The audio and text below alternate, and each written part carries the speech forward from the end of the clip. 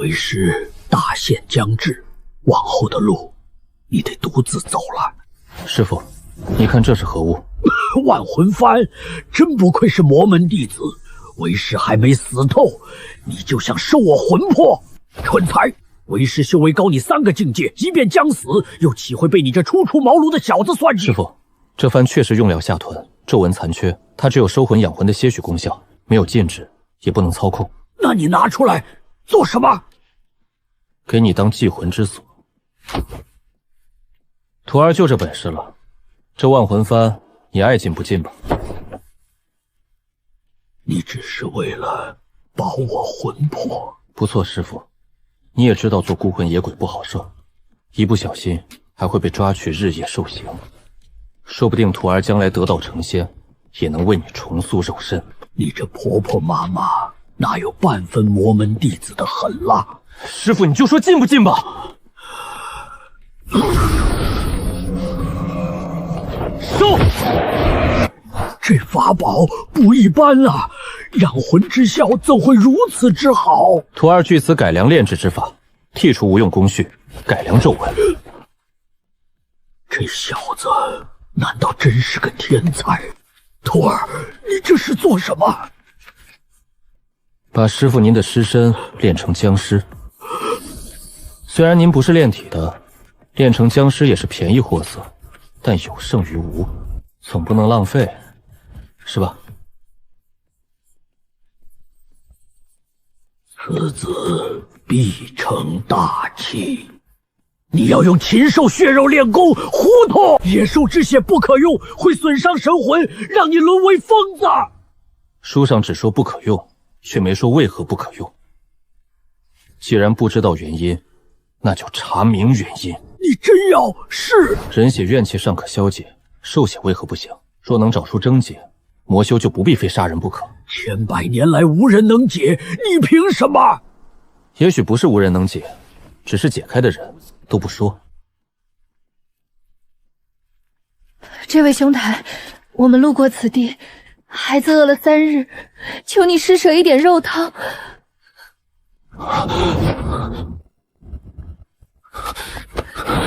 相逢即是缘，诸位随意。饿久了别大口吃肉，先喝汤，再吃肉泥。你们不像逃荒，怎会跑到深山？在下崔县人姓，县里突然下令要征10岁以下孩童3000个，送往清河剑派修行。我儿刚满周岁，我们只能连夜逃走。清河剑派天下第一，遇上他们先逃。难道这真是仙缘？县令是什么德行，你还不清楚？真有好事，他会平白送给百姓。有人假冒清河剑派，收集童男童女。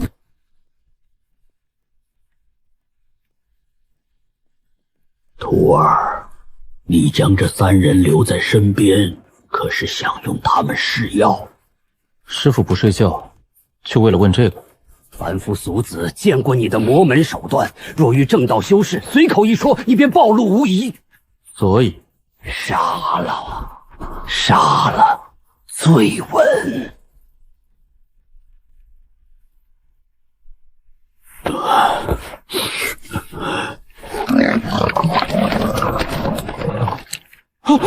这些都是壮士一夜抓来的，不是口粮，是尸药。赵先生识字，帮我记录他们的反应。记录什么？发作时辰、不良症状、剂量差异，一个都不能漏。你真不准备用他们试药？人命不是药材。你修的是魔道，魔道又不是蠢道。清河剑派遇见百里不过转瞬，那假冒之事迟早引来他们，所以我更不能乱杀人。你若心慈手软，迟早死在这条路上。师父误会了，我只是不喜欢没必要的麻烦。最后1个时辰，野猪躁动，鸟先发作。不是体型越小越快，是灵气流转越乱越快。症结不在血，而在神魂杂念。壮士，你究竟是什么人？路过的人。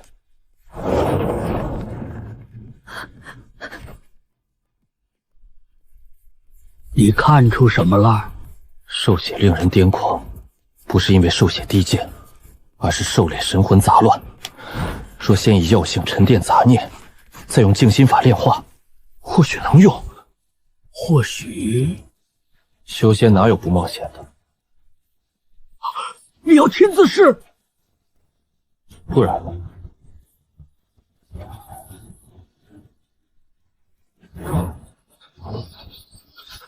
我急啊！啊！壮士，别靠近他！不是我的念头，这是狼的饥饿恐惧，私有本能。师父，念静心咒。你确定？快！如此说大壮上。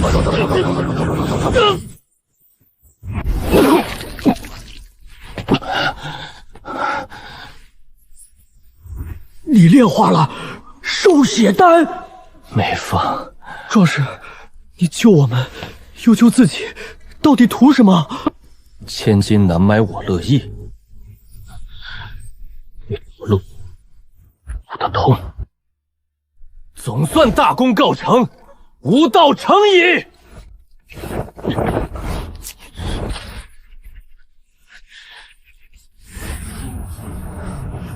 孽徒，你拿为师当诱饵！师父，我凑不齐第2张万魂幡。我现在风一吹就死了。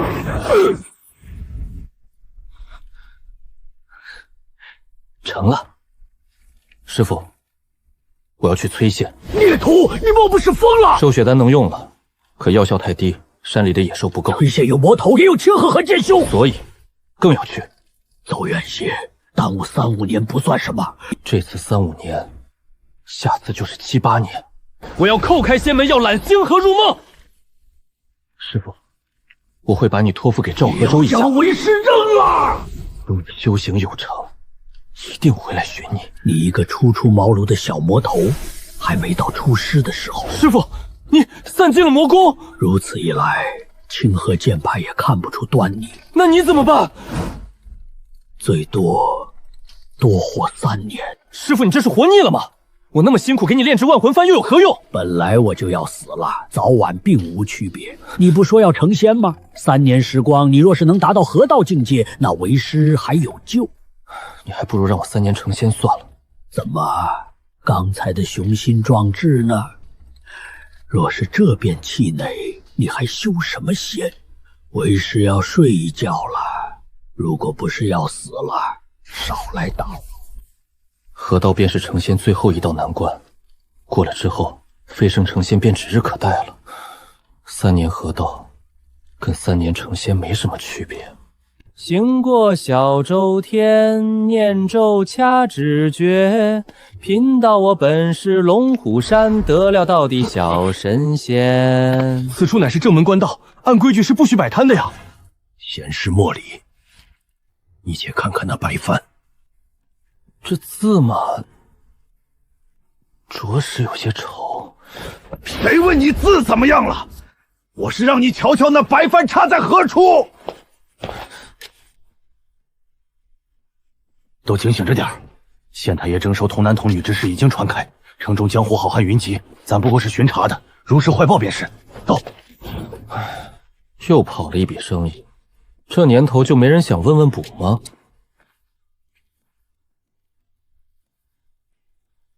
先生要问何事？你若算得准，还需要问我？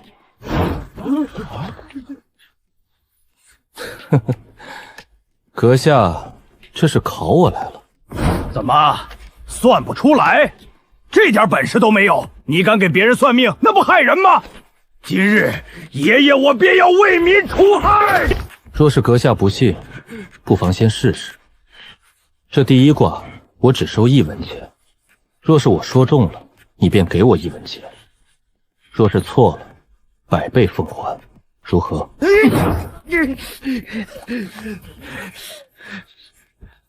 算准了，只收1文；算错了，赔我100文。此言当真？一言既出，驷马难追。诸位街坊都听到了，这小道士说的，他要是算错了，赔我100文。好，那就让我看看你的本事，你算算爷爷我姓什么？好，请阁写下生辰八字。我凭什么告诉你生辰八字？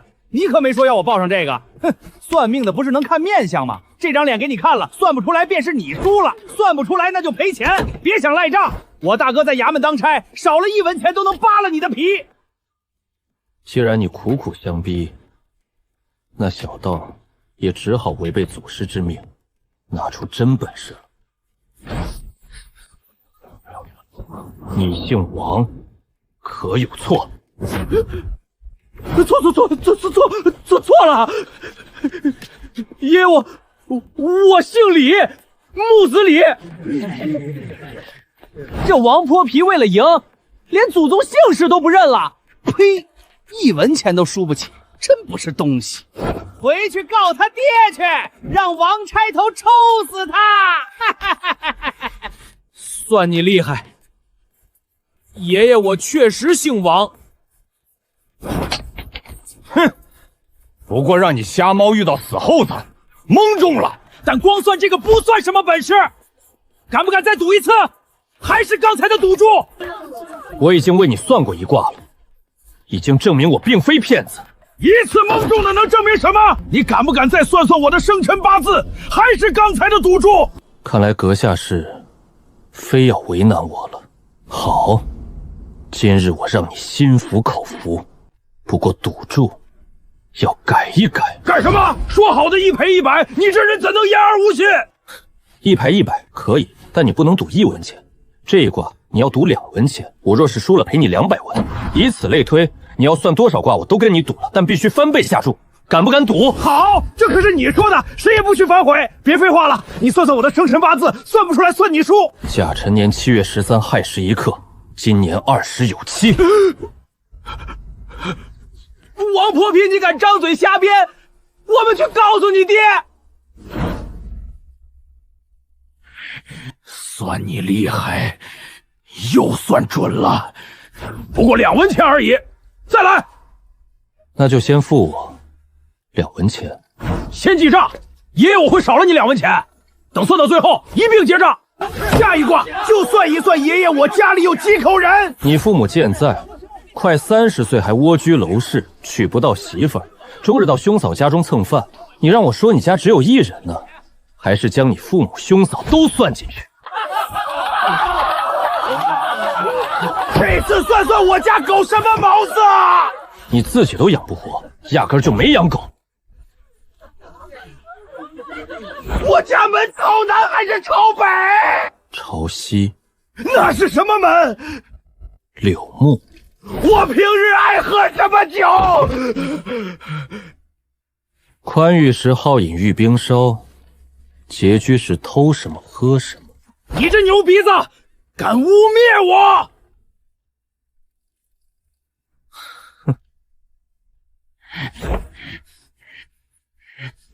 我写字于掌心，你来猜是何字？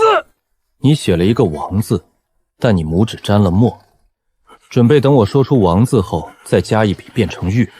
王三七，你已经输了18次，你欠我524287文，算上你已经赔付的1文钱，你还欠我524286文。给你算个整，你欠我52万文钱，你还要继续赌下去吗？输一回1文钱，2回2文钱，3次可就成了4文。到第10次时，你便已经欠我2000多文了。骗子，你是个骗子！我去衙门告发你！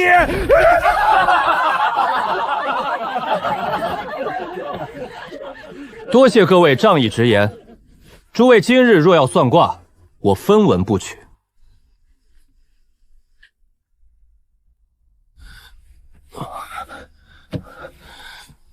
法力消耗过大，今日实在无法再算准了。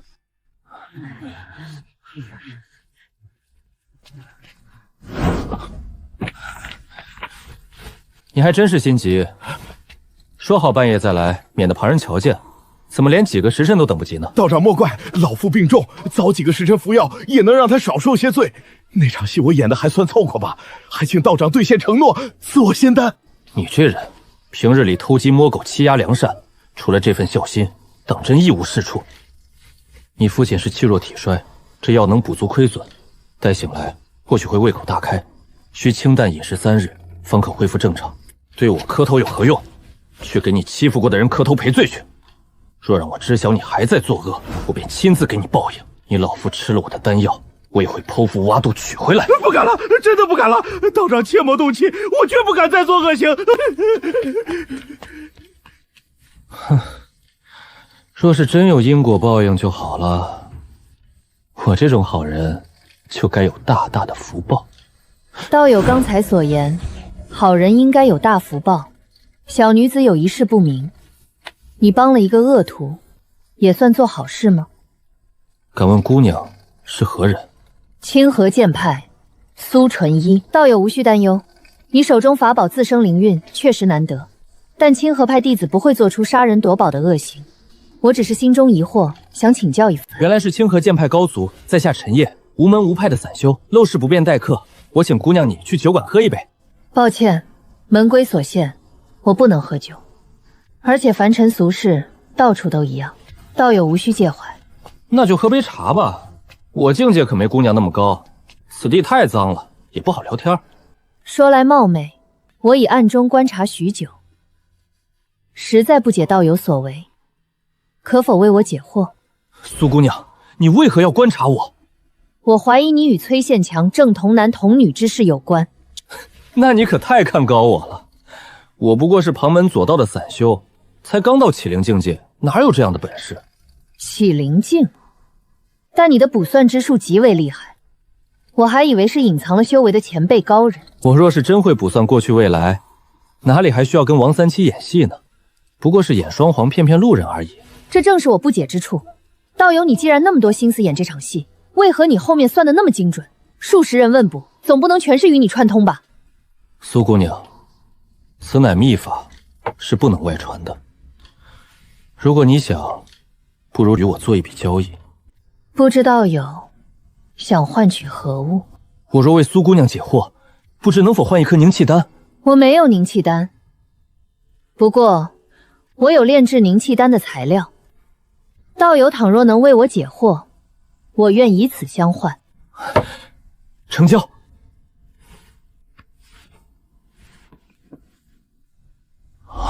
玄一路，这材料品质绝佳，清河剑派果然财大气粗。我一介散修，只能从巨贾豪商身上动脑筋。与王三七演戏是为了打响名气，寻常百姓没钱，倒不如免费算卦，让他们帮我宣扬，好招揽富有的主顾。凡人的钱财再多，对修行又能有何助？苏姑娘出身名门，许是不了解门道。这玄机路虽罕见，只要肯出大价钱，还是买得到的。原来如此，道友是想骗取更多的钱财？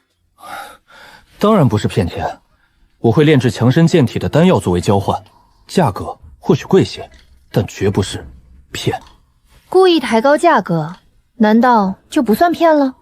做生意本就低买高卖，那万金的古玩也是泥土烧的，溢价凭人心衡量。我不造假，丹药是真的，能卖多少是我的本事。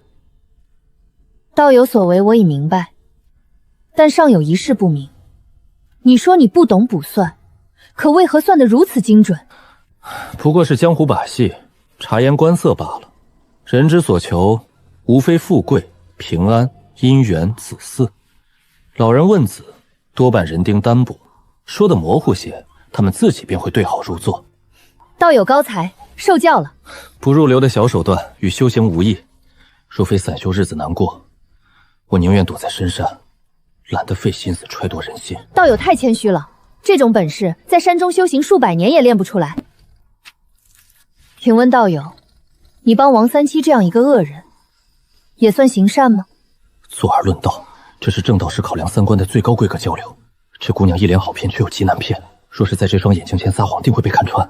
若要问我本心，那我要说，因果已了便是善，孽缘纠缠不清便是恶。还请道友细说。我初到崔县，王三七想敲诈我，被我教训，他对我的恶便得了报应。而后为了打响名声，我与他合作，他演戏，我为他老父治病，互不相欠。我得了名声，他救了老父，因果了结得很完美，那便是善。那被王三七欺凌过的其他人呢？那是他们的因果，我让他去赔偿致歉，不过随口一提。那些人是原谅还是报复，是他们自家的事。待我得到所求之物离开，王三七日后是否收约，与我再无瓜葛。若依道友所言，弱小之人又该如何了结自身因果？只能默默忍受吗？达则兼济天下，穷则独善其身。凡人的因果究竟如何了结，那是仙人才该思量的问题。等我超凡入圣，位列仙班，或许就能让天下人皆得因果报应。让天下人皆得因果报应，这如何能够做到？待死后再行清算呗。若能让所有凡人死后尽聚一处，生前善恶皆于一面明镜中映照无疑，再依据未了结的因果，该下油锅的下油锅，该重新投胎的重新投胎。如此一来，可不就人人皆得因果报应了吗？重新投胎，这是何意？便是再度转生成人，或是牲畜，又或是花草树木。我不过随口一说，具体如何，等我成仙了再细想。坏了，这世间修士眼中轮回近乎夺舍，他该不会大喝一声大胆魔头，一剑削了我的脑袋吧？罪孽清算，了结因果，轮回重生。先生这番雄心壮志，真令我自惭形秽。我阶层苦思如何拯救万民，即便掌门也未曾有过这般奇思妙想。这也并非我的独创，我不过是识人牙路罢了。先生谦虚至诚，深感佩服。我正有一件大事要请先生相助。请我帮忙？苏姑娘言重了，我这修为能帮得了什么？正是崔县强征童男童女之事。他至少是通玄境界，他都应对不来的麻烦，我这启灵小修士卷进去岂不是找死啊？苏姑娘，那假冒清河剑派的狂徒，当真如此棘手？实不相瞒，我查访多日，寻不见假冒之人的踪迹。那些被强征的孩童，现关在城外青莲道观中，暂无性命之忧。只是此事越发扑朔迷离，县令强征孩童，似并非受魔门蛊惑，倒像是得了朝廷中人的指示。凡人的朝廷，他们要这些孩童何用？这正是令我不解之处。临行前，长辈再三叮嘱，此行危机四伏，我会遇上此生宿敌，不可轻举妄动。长辈卜卦说我此行会邂逅贵人，助我化险为夷，看来就是先生了。我急需先生相助。依我之见，唯有你能查清真相。这可是天下第一的清河剑派，若是攀上关系，以后搞资源稳赚不赔，说不定还有救师傅的办法。富贵险中求，我愿出手相助，不过有个不情之请，我想先行炼制凝气丹，待修成丹田气海后，再着手调查。不知苏姑娘能否等候数日？修行乃根本，我城外恰有一处净室，可供先生使用。这几日先生安心修行，待出关，咱们再同查此事。多谢苏姑娘。只是城外路途遥远，不如我就在城里寻个地儿炼丹，需免受打扰。我以剑光携你出城，转瞬便到，无需担忧张扬。我可用幻术遮掩，旁人无法察觉。原来他还擅长幻术，怪不得之前感知不到他。苏姑娘，倘若你要用剑光带我飞出城去，我倒有个请求，还望你撤去幻术。这般行事，怕是会吓到旁人。不错，要的就是这个效果。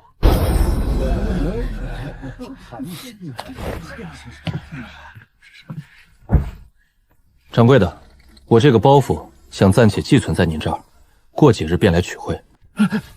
这位道长，小店往来人多手杂，实在难以为客人保管物品，万一有所闪失，这些全当保管费。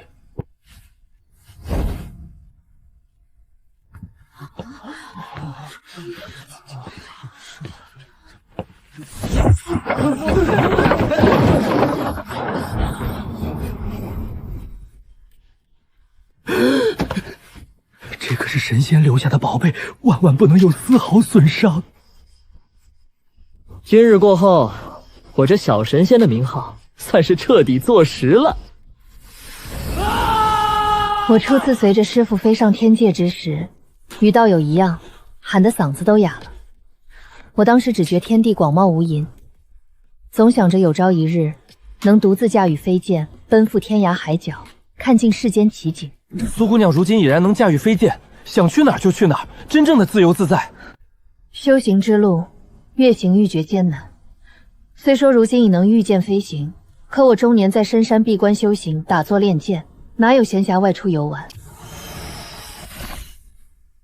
这方圆10丈的静屋，竟是直接用飞剑在山岩之中硬生生劈凿出来的。这位苏姑娘的剑光，究竟犀利到何种地步？先生请随意。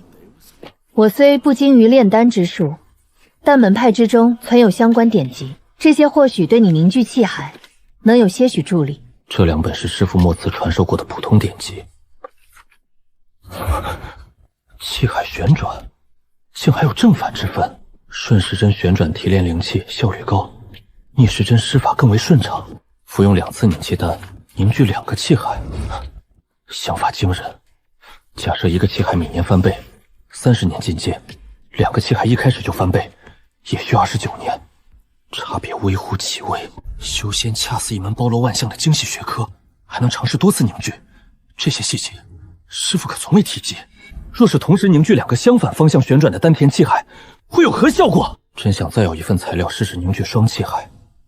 不行，不能坐地起价得罪了他。没料到陈烨在阵法上有如此造诣。苏姑娘若是有什么疑问，只管开口便是。你借我典籍，我正寻思如何回报呢。你删减了诸多咒文，这阵法汇聚灵气的效果，竟比我所学的还要出色。只是引来的灵气怕是有些薄杂不纯，甚至连腐败的阴灵之气都会吸纳。无妨，凝气丹是低级丹药，杂药灵气不影响品质，关键是炼制速度，速度越快，丹药效果越好。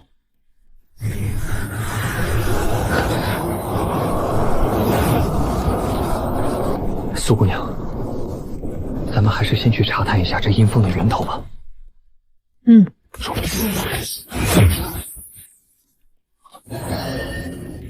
这施法速度差的也太多了。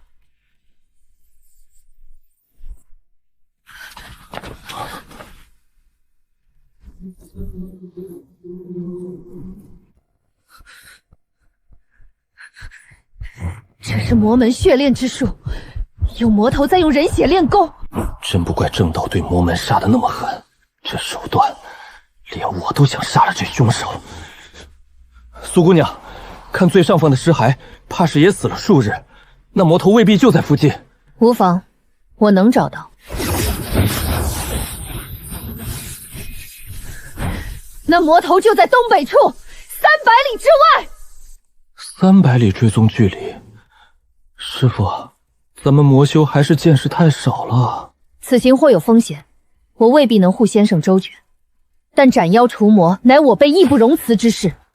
我有3道剑符赠与先生，你可留在此地静修，少则3日，多则5日，我定当归来。这位苏姑娘，当真是嫉恶如仇啊！可惜这小姑娘没什么对付魔头的经验。师傅，你怎么醒了？多休息几天也好。为师开口是提醒你，这弃尸之地不寻常。师傅放心，我早就瞧出来了，还想提醒苏姑娘，谁想她动作太快。提醒她作甚？这下面必有魔道重宝，还不快将宝贝取出！现在不是寻宝的时候，我刚得玄机路，等我凝练气海了，再来寻宝也不迟。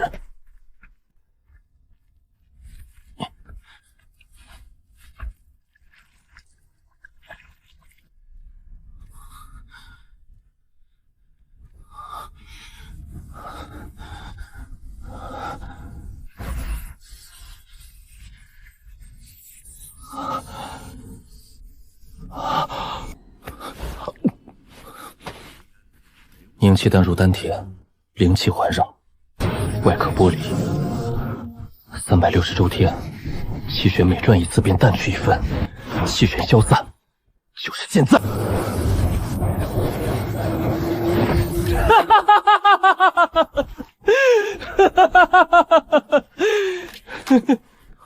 气海凝聚，终于脱离凡人身躯，气海竟寿元200年。若是能学会天下第一的清河剑术就好了。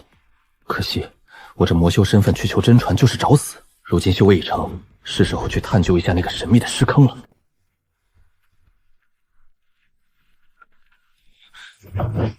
我来！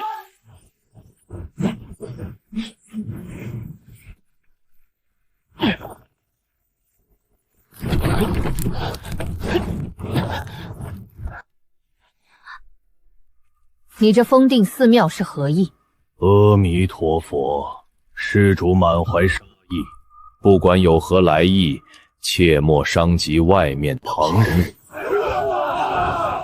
我凭剑意所指，追踪害人无数的魔头。大师，你沾满怨气的袈裟作何解释？众生愚钝，众生皆苦，贫僧度众生，自然沾了凡人的怨念。阿弥陀佛。果然有剑情。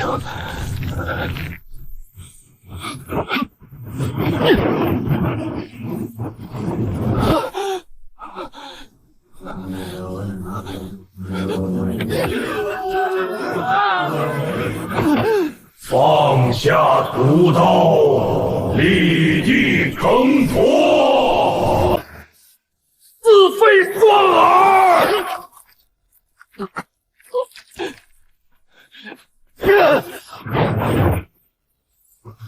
不知道魔音破了没有？不能省。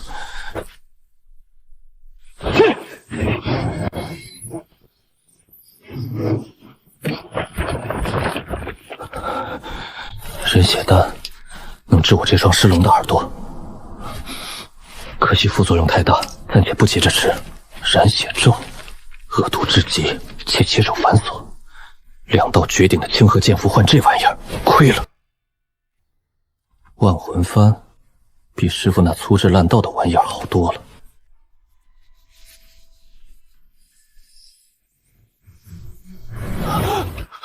无需多言。一言不合便暴起伤人，这便是正道罪劣。道理辩不过，便要杀人泄愤，谁才是魔道？你想与我讲道理，动机却只是为了赢，心怀恶意，口不对心。愚痴之人永远破不了我这无漏金身。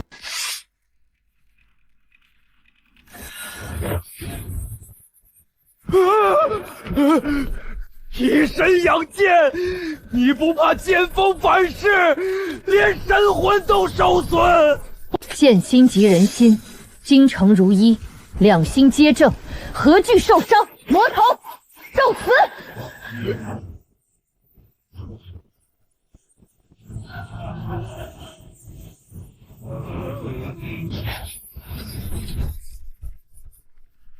幸亏我准备了邪咒灵童。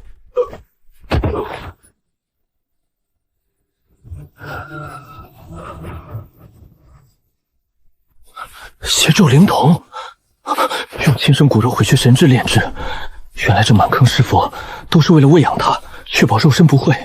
一旦魔头肉身被毁，神魂就会受阵法牵引，立刻降临在这琥珀里夺舍重生。等等，要是苏姑娘在那边把魔头砍了，她岂不是马上就会在我面前复活？这年头混魔道的，真他娘的谨慎！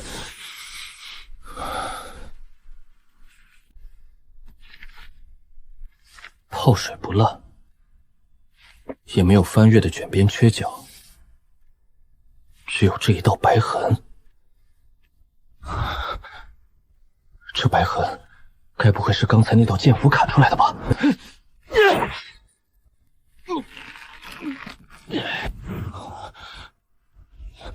这书才是真正的宝贝，随便塞件衣服就是刀枪不入的护甲，这到底记载了什么传承？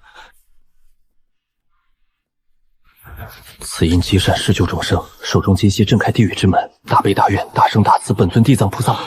地藏本愿经，果然只有开篇这几句是地藏本愿经，后面的竟是一门高深莫测的神魂法术，全是作用于神魂的秘术，可惜都是伤神破魂之用，没有养魂之法，救不了师父。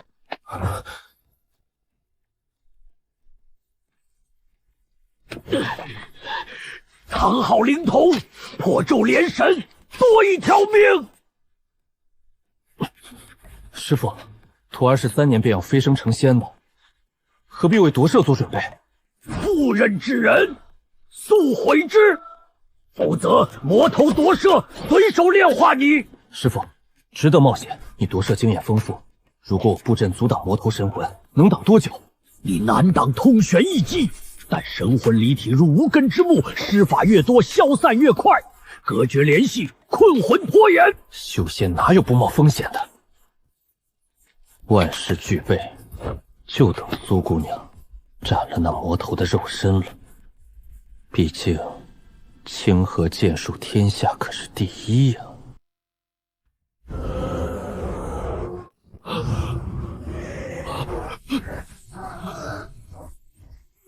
不对！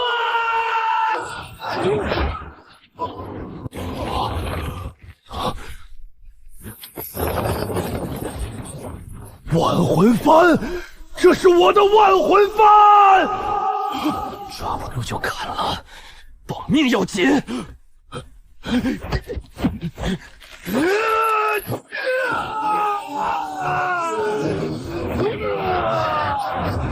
法宝成了我的催命符，对方竟然切断了牵引，还抢了幡！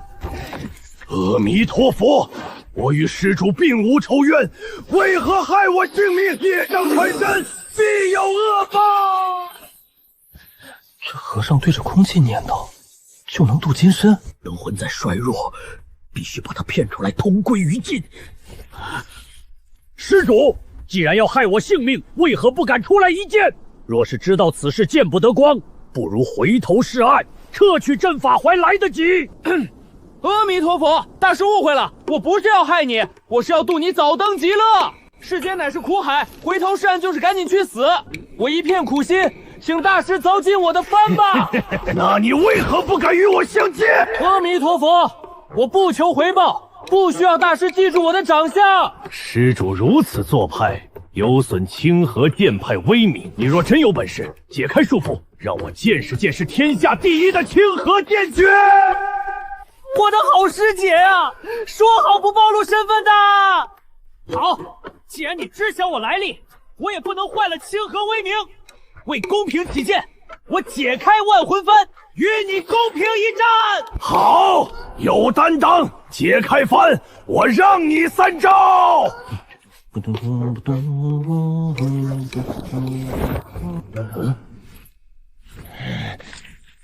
快剑撤了这法宝！莫心急，我名门正报弟子操控这魔门法宝不熟练，正努力施法呢。不好，殊死耍诈！被发现了！无耻畜生，满嘴谎言，当追拔舌地狱！我杀了你！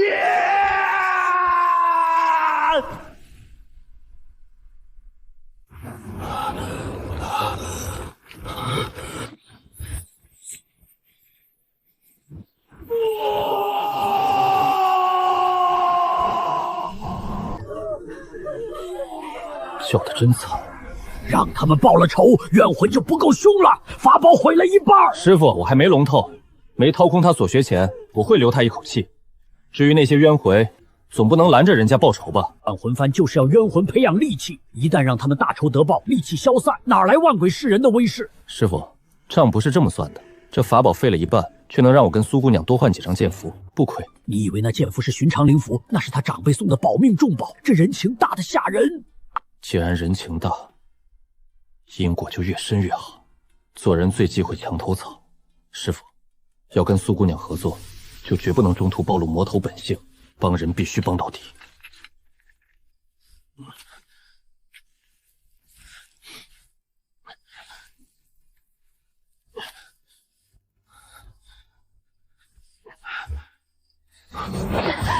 苏姑娘，你怎么回来的这么快？我耳膜受了伤，听不太清。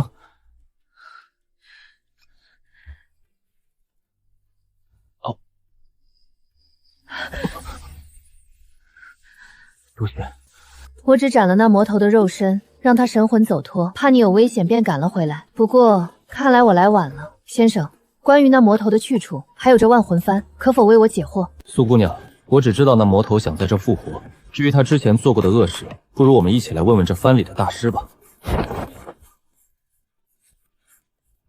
卑鄙无耻！你们清河剑盆与邪门歪道合作，算什么正道？小辈有种给我个痛快！大师太执着了，若世间有人谤你、欺你、辱你、笑你、怨你、恶你，你只需忍他、让他、避他、耐他，再待几年，你且看他。黄毛丫头，她能破我的邪咒灵瞳，她能炼化我的万魂幡，她也是魔道中人。你与这魔头为伍，清河剑派的清誉。此魔头乃先生所擒，生死便由先生决定，先生无需理会，我信你。多谢苏姑娘信任。我一介散修，遇到什么便学什么，但我发誓，从未做过伤天害理之事。先生今日为无辜者报了大仇，只是这万魂幡与邪咒灵瞳，先生准备如何处置？我散修不懂规矩，苏姑娘觉得该如何？万魂幡内怨魂凶戾，按门规只能销毁，让他们无痛而死。但我不好越权处置你的法宝，若你愿意交与我销毁，我愿用我年幼时的剑匣交换，绝不比万魂幡差。苏姑娘年幼时用这么大的剑匣？当时年幼无知，见师傅的剑匣好看，便吵着要一个，只是觉得好看。礼物太贵重，我不能收。万魂毡由你销毁。至于这邪咒灵瞳，我想请苏姑娘帮个忙。这孩童还活着，这是我刚得的神魂秘术，若能改良，未必不能救人。我怕是10年也研究不透。但清河剑派高人无数，救人一命是大功德。如此高深珍贵的秘术，已经拱手相让。我总不能养他10年，交给你，我放心。我答应你，我立刻送回门派，求师傅出手。若研究出救人之法，必抄注一份送给先生。师傅只剩3年，我没把握悟通这秘法，但借清河剑派这天下第一的大腿改良出来，师傅，你的神魂有救了。玉牌乃清河剑派之物，若遇他派修士责难，出示玉牌，可免去许多麻烦。剑降赠与先生。哼，别乱想，纠缠越深，身份败露之时，你死得越快。师傅啊，你怎么就没看出徒弟的一片虎心呢？我与苏姑娘如今交情不错，不仅能让她帮忙救治邪咒灵瞳，连这万魂幡都得了认证。苏姑娘不知道您的存在，我若是说师傅您本就是这万魂幡中的一个怨魂，我也能被清河剑派救活。别太着急，我和苏姑娘关系还没好到能让清河剑派掌门帮忙的地步。对，我再传你一些对付女人的手段，一定要将这小妞拿下。师傅，这就免了吧。你真要去查这童男童女之事，此事处处透露着古怪。这凝气丹都吃到肚子里了，省了10几年苦熬，总不能重新吐出来。罢了，你小子比我聪明，不过有3件事你需要听我的。师傅有何吩咐？第一，先将那剑匣炼化，那小姑娘已经将炼化之法留在剑匣上。第二，你还要选一门法术专心研习，以备斗法之用。好，我答应了。那第3件事呢？你如今的模样，再去催线会引来许多不必要的麻烦，记得蒙面。好。万魂幡斗法虽好，却难让人增长修为。可若真遇到以命相搏，我这需要念咒半天才能施展的搬运术，可比不得旁人念动即成的手段。师傅说我这副样子去催线会引来麻烦，难道这几天露宿荒野损了颜值？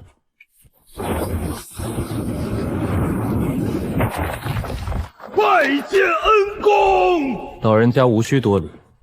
我说了，为你们报仇只是适逢其会，主要还是你们自己报了仇。若无恩公相助，我等一辈子都是孤魂野鬼。也怪不得苏姑娘，魔道犯下累累血债，正到许多时候不得不矫枉过正。等被害被杀之时，不见正套来救人，怎么到我们报仇雪恨之时，他们就来矫枉过正了？老人家这话问的有道理，回头有机会我也帮你想想，去问问那苏姑娘。恩公言重了，若是让恩公为难，便是老夫不知廉耻，忘恩负义了。这点小事不至于。老人家，那苦厄和尚招了没有？招了。恩公不问，我们便在藩里对他多用几次酷刑，将他毕生所学全挖了出来。这开口禅需要念诵经文，向涅槃宗供奉的佛陀戒法。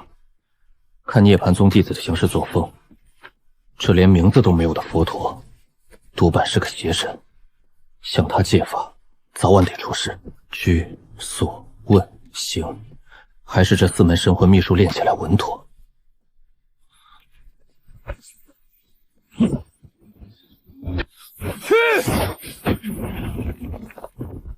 厉害，不愧是清河剑派的法宝。进城看看，茶馆出了什么事？你是？县长，你回来了！你终于回来了！你留在这儿的包袱被人抢走了，还伤了掌柜，小人多嘴，连累了县长，还请恕罪。你吃这个，腿能好得快些。那些恶徒在哪儿？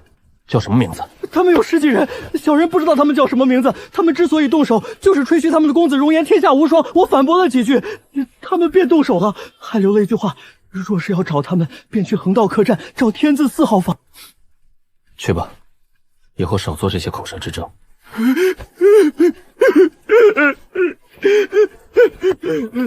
怎么，这又心软了？又要行侠仗义了？师父，若是我未曾遇到你，或许比这伙计下场还惨。他若不是遇到我，谁又能救他？这世间没有因果报应，当真是令人不快。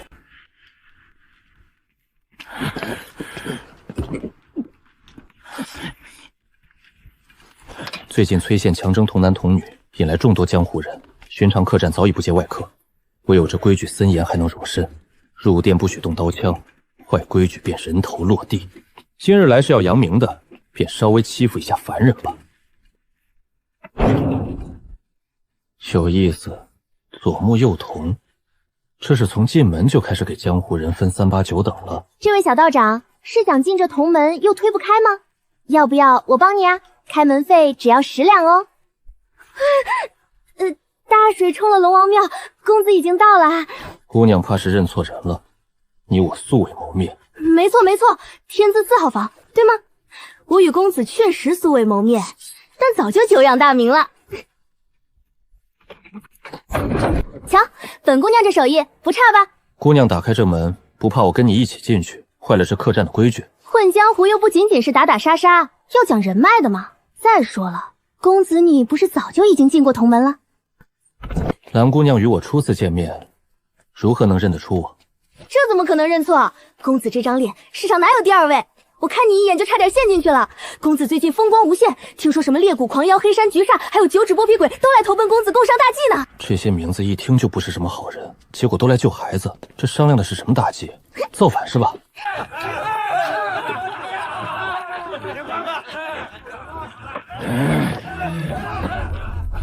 他不是裂谷狂妖吗？听闻他最喜欢捏断别人的腿骨。公子，他不是来投奔你的好汉吗？看来没找错人。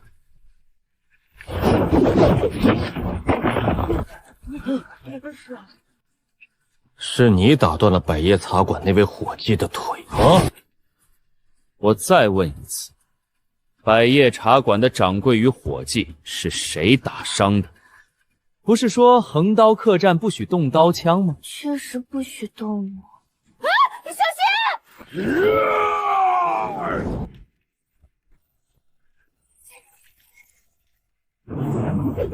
卑鄙小人，还敢伤我恩公！恩公，将他收入万魂幡，老夫让他哭都哭不出来。先不忙动手，让我问个清楚再说。这位朋友，有什么仇怨码可以在客栈外解决？横刀客栈的规矩，想必你也清楚。掌柜的，客栈不许动武，刚才他动武，你看不见。他已经喝得烂醉，如今被你重伤，便算受了惩罚。但朋友你坏我客栈规矩，这笔账该怎么算？如今我也喝醉了，掌柜能宽容吗？哼，可以。等你脑袋也塞进地板时，我也能通融。当真没意思。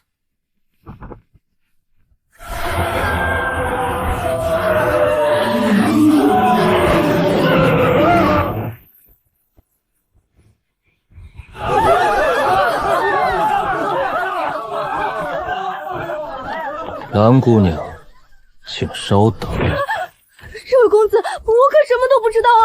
我只是认错人而已，高抬贵手，请饶我一命啊！你还在演戏，蓝姑娘，你故意将我带到此处，为的就是让我与他们闹起来。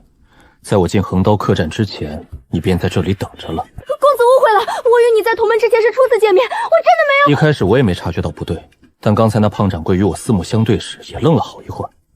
就连男人也如此，怎么蓝姑娘与我初见之时，只是瞪大了眼睛，立马就能开口打招呼？说说吧，专门等我，所为何事？公子当真是仙人吗？略懂法术，但算不得真仙。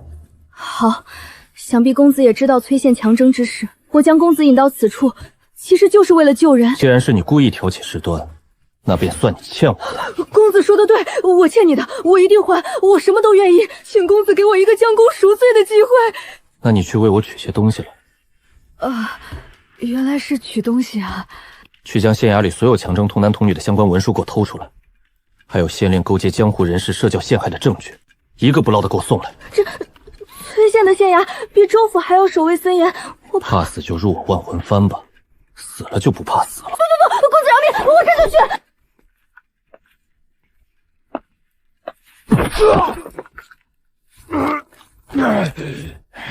有种，给老子一个痛快！皱一下眉毛，算老子是孬种！你们那个江小姐在哪？强征童男童女之事，是否与她有关？让我出卖小姐，你想都别想！哪怕粉身碎骨，我也不会告诉你半个字！本来还想先学定身咒，非要逼我先学刑讯逼供。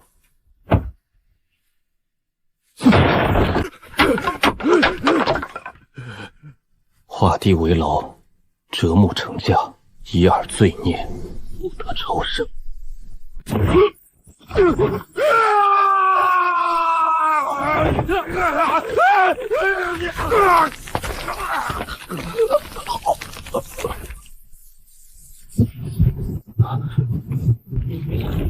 不好，遇到同行了。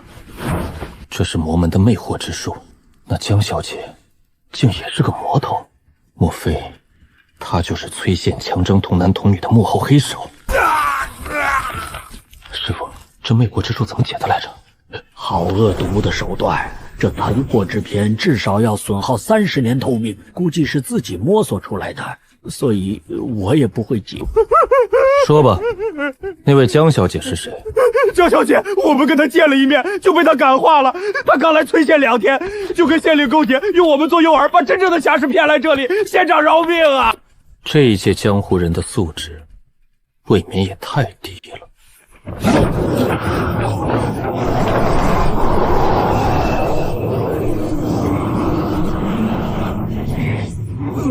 如今魔头已经现身，你待如何？等那苏纯一回来，借他的剑斩了这个魔头。这魔头能施展魅惑之术，修为应该比你高。稳妥起见是该等苏姑娘，但我已经打草惊蛇了。那江公子很快会得知傀儡被杀，绝不会放过我。你这小子又有什么歪主意？阵法，听说修行界以弱共强，多半靠阵法。布下厉害的阵法，不仅需要时间，还需要许多天材地宝。那苦厄和尚的神魂虽然虚弱，好歹也是通玄境的修为。你说，若是让他引爆精血，能炸死通玄境吗？不可能，他衰弱的连肉身都没有，最多像个闷皮崩别人一脸。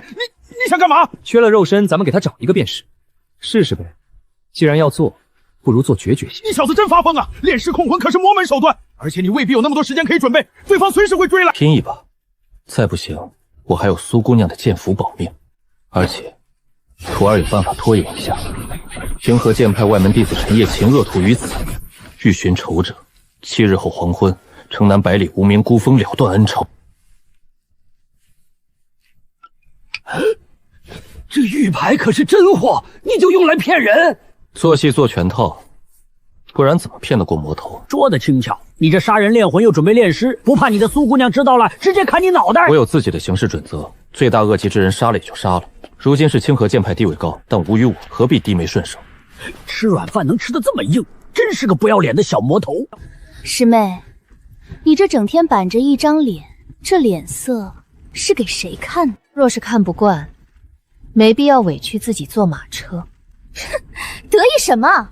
到时候还不是要被师傅一口吞了神魂，魂飞魄散？师兄是盼着师傅晋升失败，好夺舍了我吗？等此事了结，我就让师傅将你送给我，让你知道什么叫生不如死。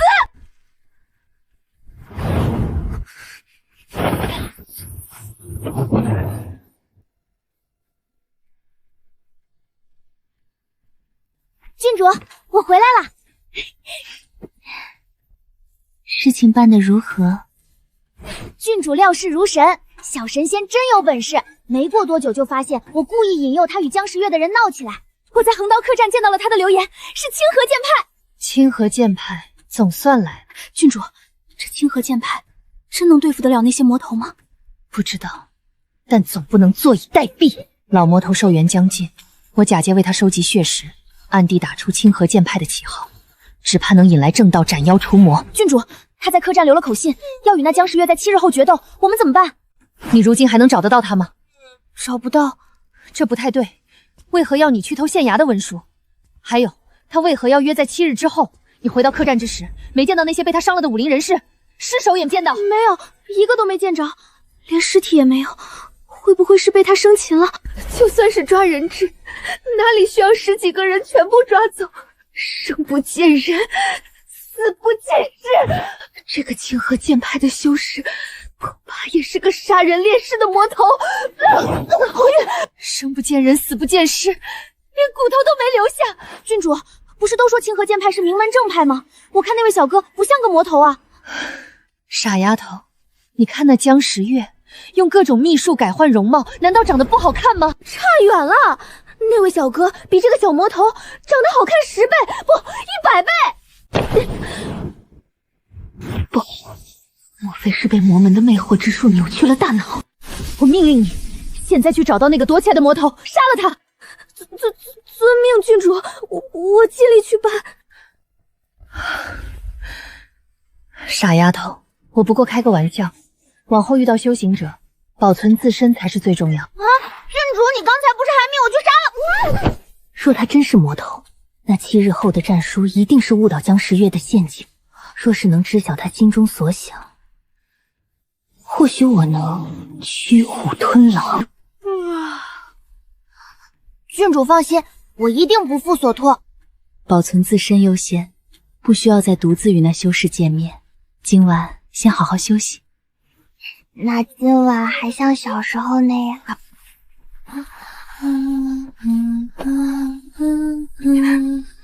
我知道，你一定要活下去，希望能活下去。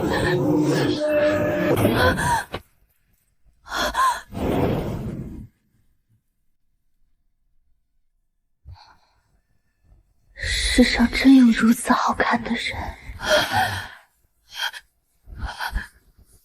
这个清河剑派的魔头怎么来了？他究竟想要什么？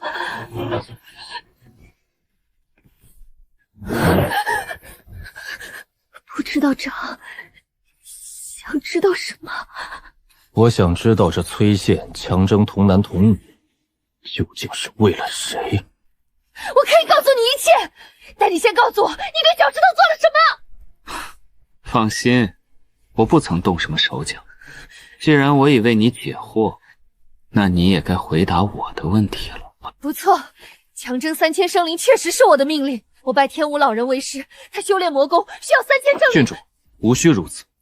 我来得早，听到你与蓝姑娘的谈话，按白些，说不定还有转机。你怎么说的像是要救我一样？你这般软话，不过是想要知道这法阵的秘密。你还不如直接杀了我搜魂吧！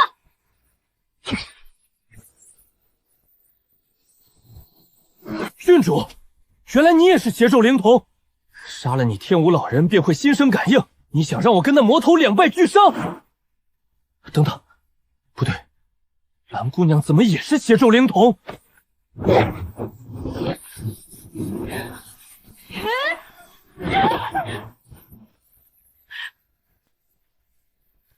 郡主，刚才你弄出这么大阵仗，就是为了救下蓝石姑娘。既然连死都不怕，何妨拼一把，相信我一次呢？蓝姑娘，你若想让郡主活下来，那便劝一劝他。我真心想要救人，不仅仅是那3000无辜生灵，还有你们主仆2人。郡主，要不我们就试试，反正我们也反抗不了。道长宽宏大量，我也不会有所隐瞒。不过，你究竟想知道什么？郡主，其实你与这位蓝姑娘不是主仆，而是血亲姐妹吧？不错，蓝石是我的妹妹，也是所有兄弟姐妹里唯一活下来的。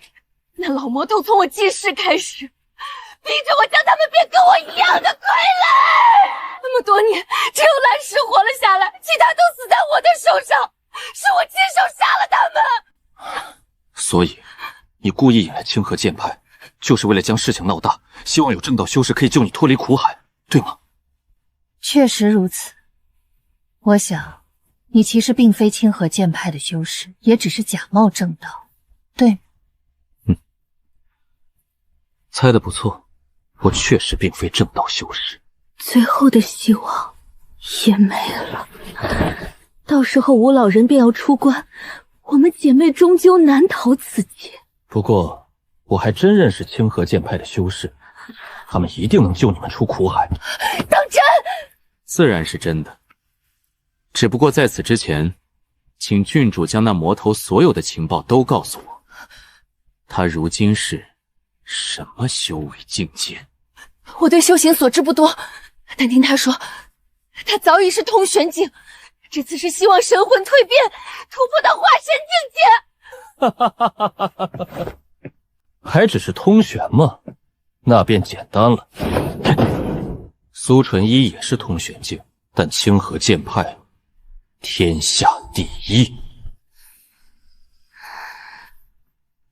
郡主，你能确认那天吴老人何时出关吗？不知道，那魔头神出鬼没，他只嘱咐我收集生灵，等办妥了，江时月自会通知他出关。兜兜转转又是江时月，他是什么境界？气海境。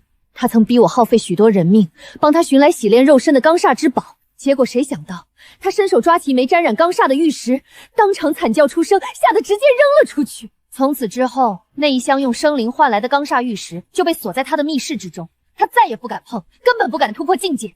窃国大妖的徒弟，竟是个不敢吃苦的废物。道长问的这般仔细，是要对付那江时月？魔头多是自私怯懦，他若真去涉险，必定有诈。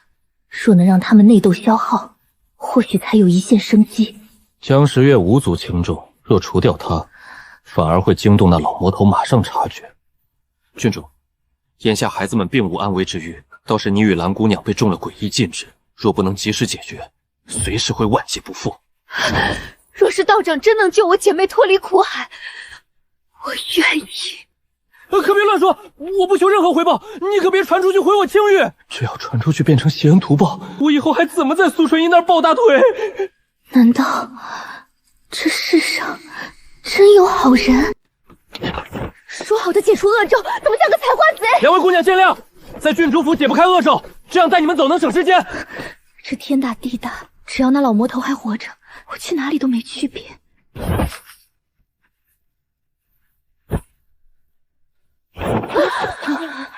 前面就到了。郡主，这声音我听过。你带这辆小妞来作甚？灵运早已够了，身无几两肉，难抗大用。放开我！道长，这便是你说的救人之法。哎，师傅，你就别吓唬小姑娘了。这两位是我请来的客人。让你蒙面你不听，惹下这么多风流债，让那苏姑娘看到，我看你怎么解释。师傅，你能不能别胡乱猜想，去忙你的，这里我自己处理。这场面确实容易让人误会，两位若不愿相信，可自行离去；若愿意信我，便随我来。我愿意相信道长，若是真有歹意，也不用如此麻烦，对吗，郡主？既然如此，便劳烦道长了。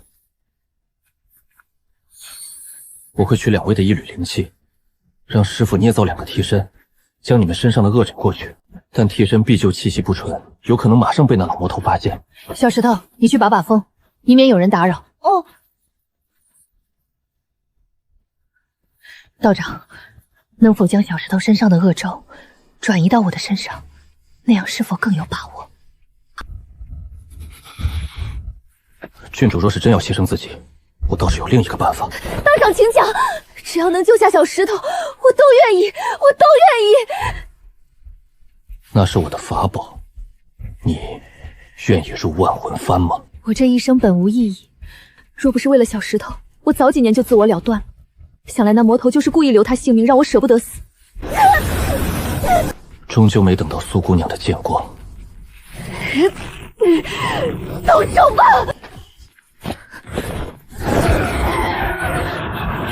何方小辈敢坏我好事，我必将你抽筋扒皮！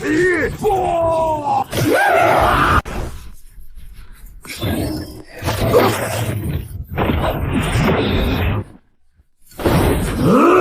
与我同死！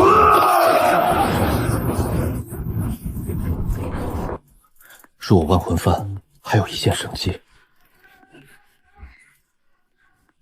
多谢道长垂怜，不过我该去陪其他兄弟姐妹了。孽徒，你要消沉到何时？才认识几天的小姑娘，她自己不想活了，谁也救不了。我没责怪自己，我只是在想，若日后有人满身罪孽却不想死，该当如何？孽徒，你在映射为师。求生是本能，但不能作为残害无辜的借口。难道没有一种方法，能让满身罪孽之人赎罪？若不立下大宏愿，怎知我志在长生？我不仅志在长生，我还要给这天地画一条道，以后凡人修士都要按我的规矩来。狂妄无知，欺师灭祖！师父，收拾好东西，我们走。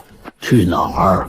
不等你的苏姑娘了。她会找到我的。红玉郡主死了，但还有个小魔头逍遥在外。我心情不好，要除恶务尽。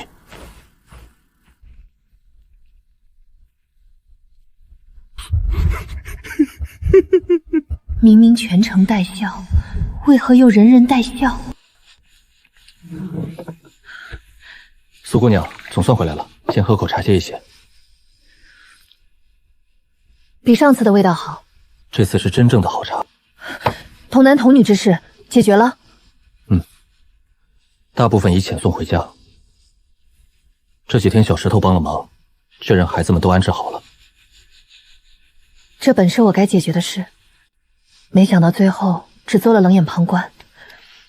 多谢两位相助。郡主与那老魔头同归于尽，算是赎罪了。至于这满城搞死，是因为我没找到跑掉的江时月，索性顺手把那作恶的县令杀了。那贪官的家人跋扈惯了，竟强令全城披麻戴孝。若我能早些察觉，办事再仔细些，郡主或许能活，也无需先生孤身冒险。既然是我拜托先生查案，那先生的安危自然与我有关。凡人苦弱，我等修行人若不谨慎，便是千万人的生死之难。苏姑娘，魔头的错何必揽在自己身上？行侠仗义也要先理清前因。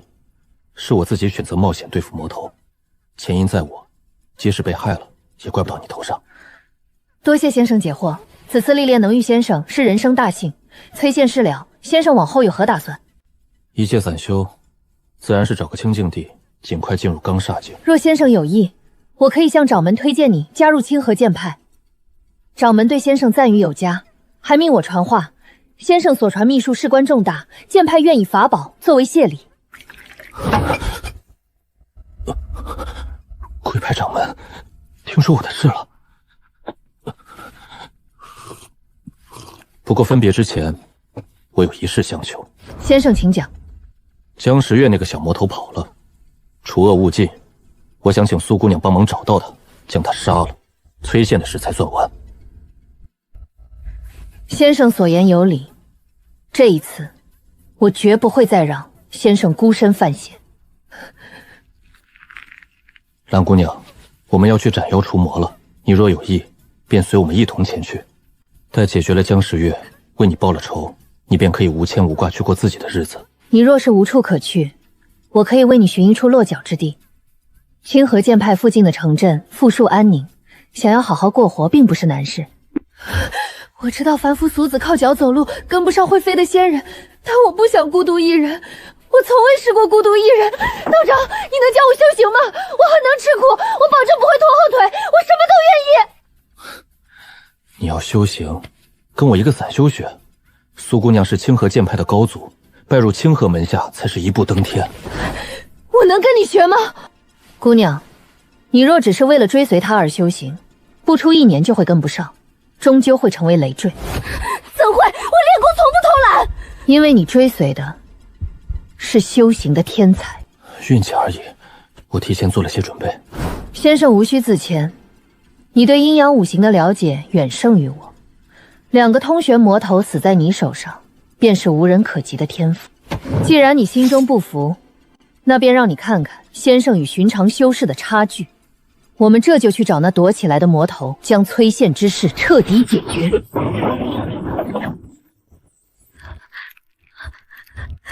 先生稍等，我这就将那魔头找出来。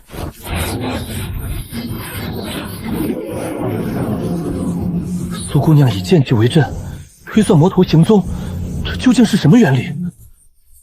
这是我从无量剑壁上领悟的。师傅说，这是掌门近些年新创的剑术，连我也只是知其然，不知其所以然。若用先生之前所说的因果来解释，我如今在崔县之上结阵，借由先生与蓝姑娘和那魔头的因果，便能逆距行踪。将卜算之法融入剑术，还能借此传授给弟子。贵派掌门不愧是天下第一。咦，这魔头怎么还敢留在崔县？大概是觉得最危险之处便是最安全之处。给那崔县县令披麻戴孝，他竟然躲在这儿。你们这是等什么？仔细看先生的手段，连灵气交换都停了，原来是幻术。敢为噬灵离火分阴，棍其之反复其道，天行也。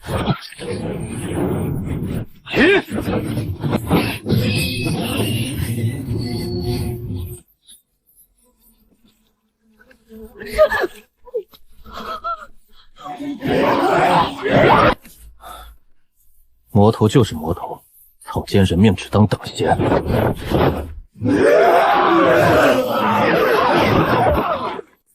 本宫杀不杀？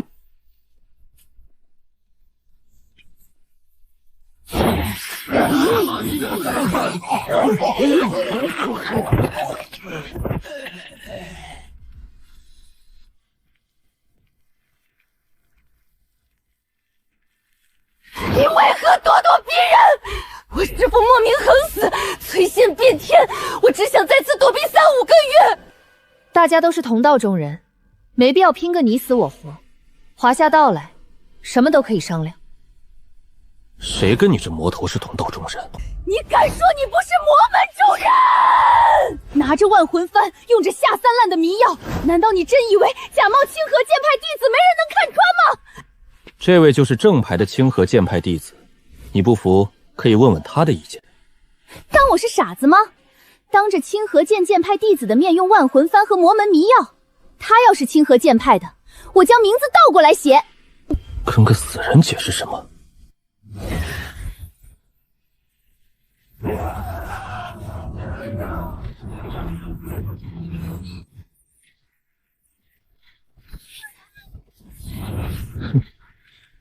老就等着你。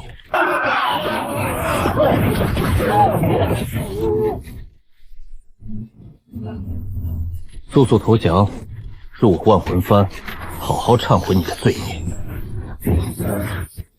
早就猜到你会跑，别。饶命！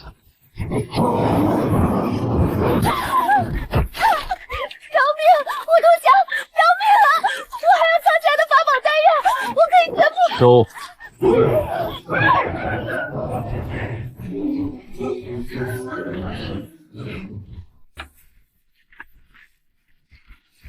这魔头看着年轻，但眉间玉洁，灵光晦暗，一看就知道是用丹药维持容貌。小姑娘，你觉得你真能跟得上先生修行的脚步吗？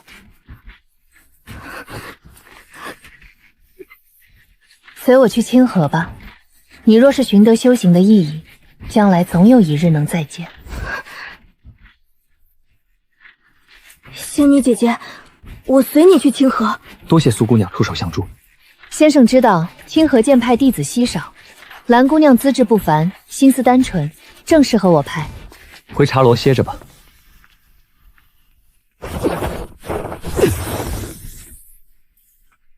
你小子又在打什么歪主意？呸！扔下这群傻子，自生自灭便是了。就算要破魅惑，让那苏纯一出手，不是更方便？师傅，你怎么就知道苏姑娘会解？高门大派的弟子最怕被人控了心智，坏了门风，尤其是女子。清河剑派必定会给弟子讲解如何破解魅惑。徒儿受教了。别扯开话题，你这阵法动静极大，招来其他魔头怎么办？就是趁着苏姑娘在附近，我才敢放手一试。若惹来麻烦，有她兜着，出不了人命。如可知罪，问心无愧，何罪之有？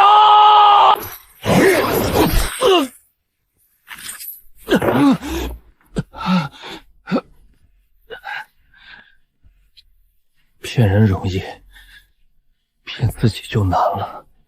去。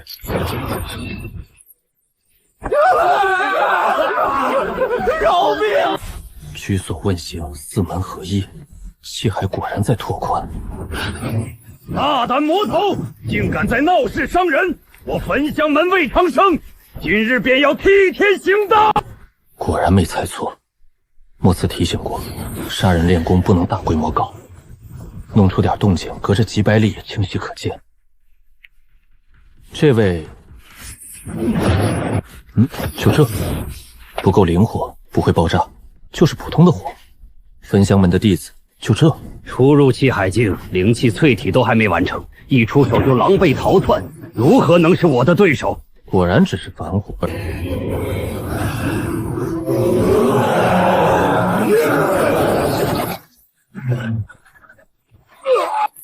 这铁钩锁链的威力是按罪孽算的，我这小魔头挨一下也就胸口挨一拳的程度，这名门正派的弟子怎么痛得满地打滚？谁才是魔头？难道是冒充的？公，你这神通好吓人，我身子发软，动不了。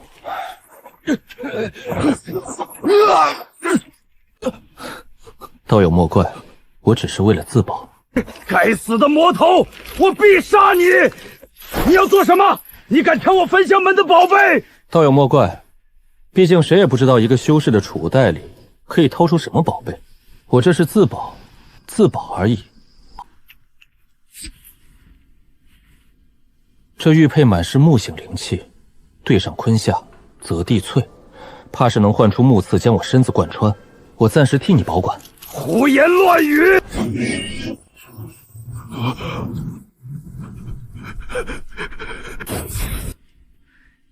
先生可有受伤？这位说是焚香门的弟子，不知道苏姑娘是否认识？这位是焚香门的魏长生魏师兄。魏兄一表人才，看着便知道出身不凡，刚才多有得罪。苏师妹，这可是个魔头，你怎么会与他如此亲近？请魏师兄慎言。他手上的可是万魂幡，你难道没看见？人心中的成见是一座大山，任你如何努力也是搬不动的。若是手执万魂幡便是魔头，那这又如何？魏兄，你如今手执万魂幡，难道你就成魔修了吗？强词夺理！是否强词夺理？相信魏兄心中有数。魏兄方才痛不欲生时所见之事，也算强词夺理吗？如果真是一场误会，就请解了我身上的禁制。既是苏师妹作保，魏某便信这位道友一回。一场误会，还望道友海涵。既然是误会，大家都无需放在心上。既然如此，道友是否能将东西还我？哦，魏兄说的对，是该还你。我的元日龙纹盘，我的保生丹，我的灵符，卑鄙小人，此仇不报，誓不为人。分赃时候到了，苏姑娘，你看看有没有用得上的。先生是何时许下这些法宝的？这保生丹，苏姑娘应该用得上。这怕是不好吧？无妨，算我送你的。我忘了告诉先生，魏长是调焚香门来求传授秘术。你是说那地藏本愿经？你随便处置便是。苏姑娘，我看那位魏兄还是怀恨在心，我们这就去找他，冤家宜解不宜结。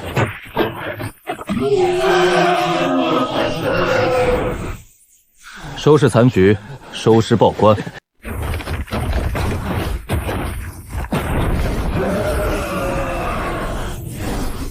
原来这4门秘术，不过是地府鬼差惩罚罪人的手段，专攻神魂。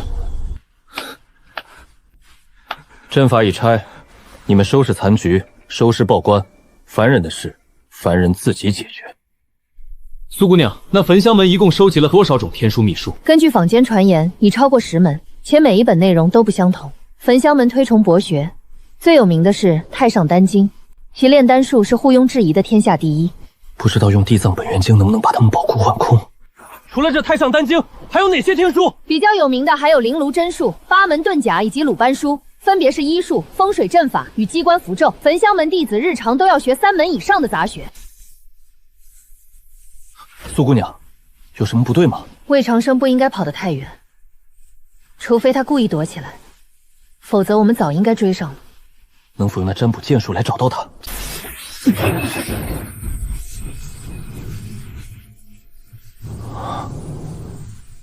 没有清河剑术的基础，光靠看几眼就想学会，真是异想天开。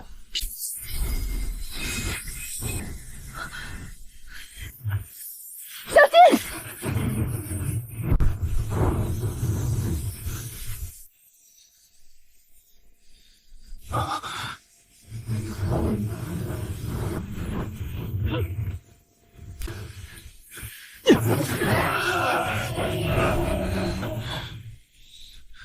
这万魂幡当真是最好用的宝贝。别大意，你们招惹到大麻烦了。师傅，刚才怎么一回事？是不算凡事，你最好马上扔了这小姑娘逃跑。师傅，你让我扔下苏姑娘逃命，不然呢？她是清河剑派弟子，扔下她或许还能活。你留下来不过是多死一个蝼蚁。师傅，教授徒儿不孝。藩内诸位，请护我师傅周全，有多远逃多远，去清河剑派。孽徒！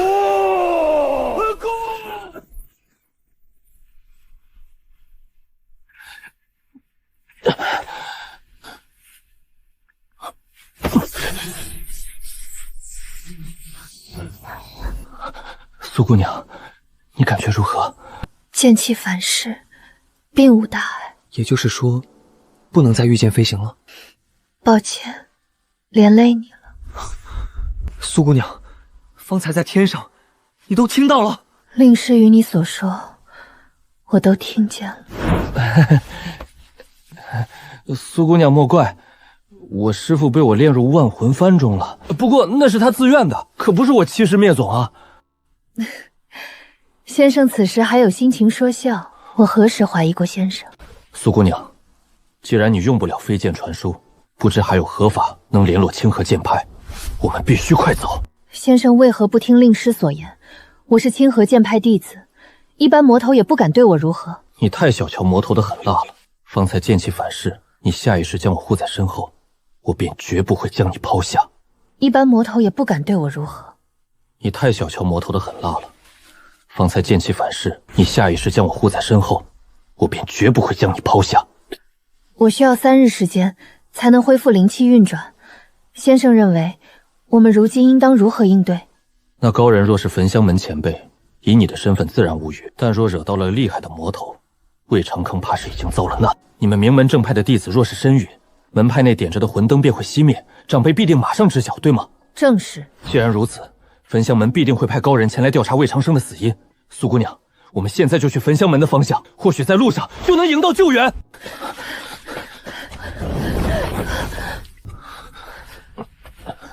先生，我已然无碍。苏姑娘，刚才可是有所感应。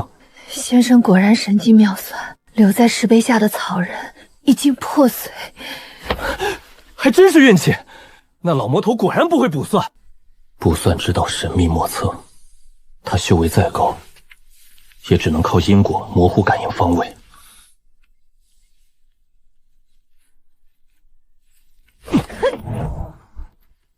虽然这些新草人没法再塞苦厄和尚的毒药，但绑在这些野兽身上各奔东西，也够延缓他的速度。先生，我们今晚便寻个地方歇息，明日再走吧。歇不得，谁知道那魔头何时追上来？万一就差那一丝距离没跑到焚香门，就坏了。是我连累了先生。事到如今，还说什么连累？难道现在还要让我弃你而去？我知道你不愿如此，那就让我来背你。这修为差了2个境界，居然让一个姑娘背着跑，可太伤自尊了。当难不死，调理体内混乱的灵气，我定要尽快提升修为。苏姑娘，你怎么了？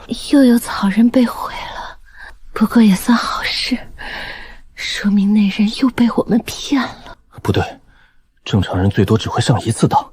第一个草人埋了毒，那魔头吃过亏，就算再次被误导，怎会又随手破坏？除非他不是被骗，他只是在顺手清理。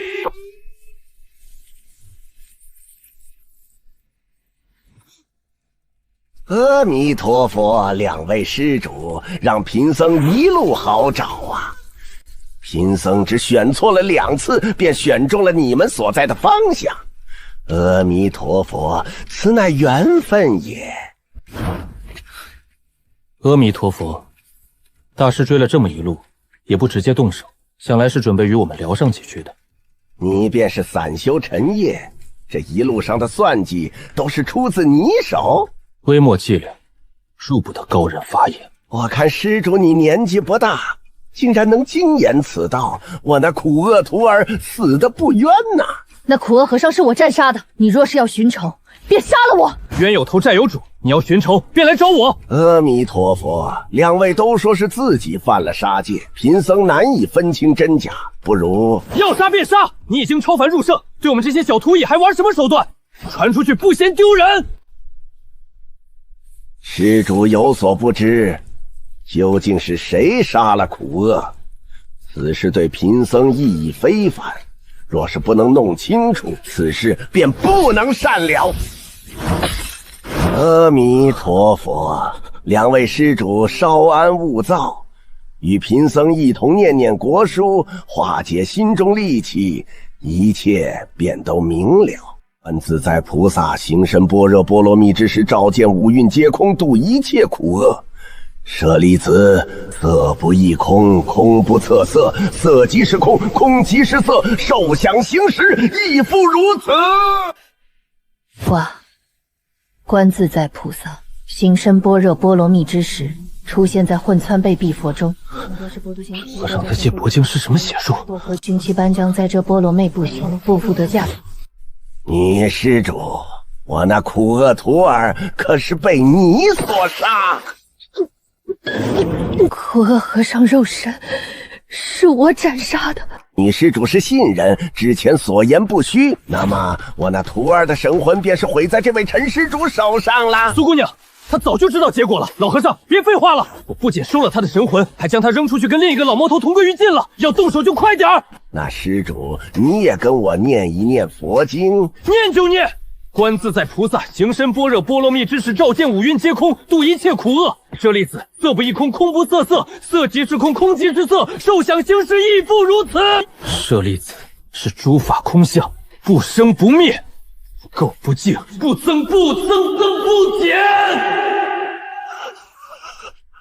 等等，施主，你刚才念的是什么吗？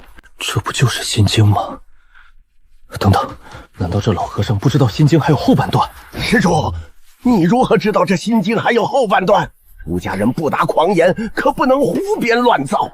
我不仅知道心经，还知道许多佛经，想来你们涅槃宗大多佛经只有残篇，我可以为你们补全，就搜我的魂。但凡我神魂缺了半点记忆，都是你们的损失。涅槃宗绝不会放过原版凤经，哪怕他们会直接搜魂，我也只能拿脑子里的经文当筹码赌一把，先把苏小姐送走。杀苦厄的是我，我有原版上古佛经，你若敢伤他，便立刻自绝神魂，让你什么都得不到。阿弥陀佛，陈施主误会了，贫僧可不是涅槃宗的魔头，贫僧法号方圆，来自慈心寺。慈心寺？可你刚才说苦厄是你徒弟，那苦厄用的是涅槃宗的神通开口禅，绝不会错。慈心寺出自涅槃宗，神通本就相似。苦厄确实是贫僧徒弟，但他80年前堕入魔道，叛出宗门。贫僧不善卜算，苦追他80年，直到他今日身死，贫僧才生出感应前来。大师既然并非寻仇，何必一路上如此折磨我们？贫僧在路上遇到了一个叫魏长生的焚香门弟子，焚香门与清河剑派关系人尽皆知，贫僧还以为你们是一伙的恶徒。魏长生那害人精撞你手里了？贫僧对他小惩大戒，放他走了。总之，全是贫僧之错。两位是有情有义之人，贫僧给你们赔罪。魏长生，你个魏长生！人家问个路，你动什么手？差点把我们连累死！大师快请起，下次直接问就行，可别这么吓唬我们小辈了。大师，既然你是来报恩的，为何神色如此焦急？多亏施主为贫僧除了心魔，刚刚突破至反虚境，可涅槃宗他们定不会罢休，贫僧若拖延太久，怕就来不及了。反虚境。放下屠刀，立地成佛；放下屠刀，立地成佛。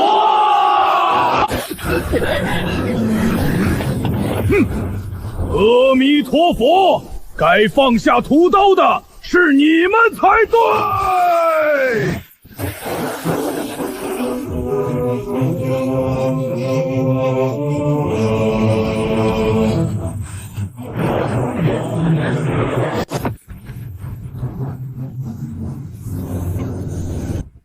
一掌把天打崩了，这大腿比清河剑派还要粗啊！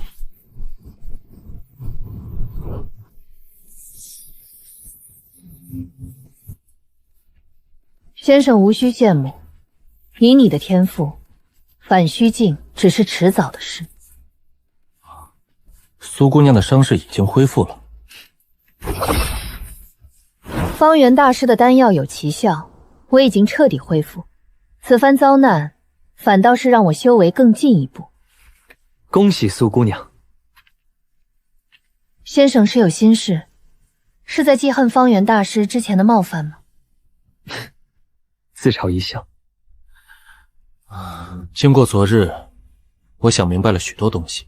我等凡人，过些年便是白骨一堆，与长生九世的相比，确实不值一提。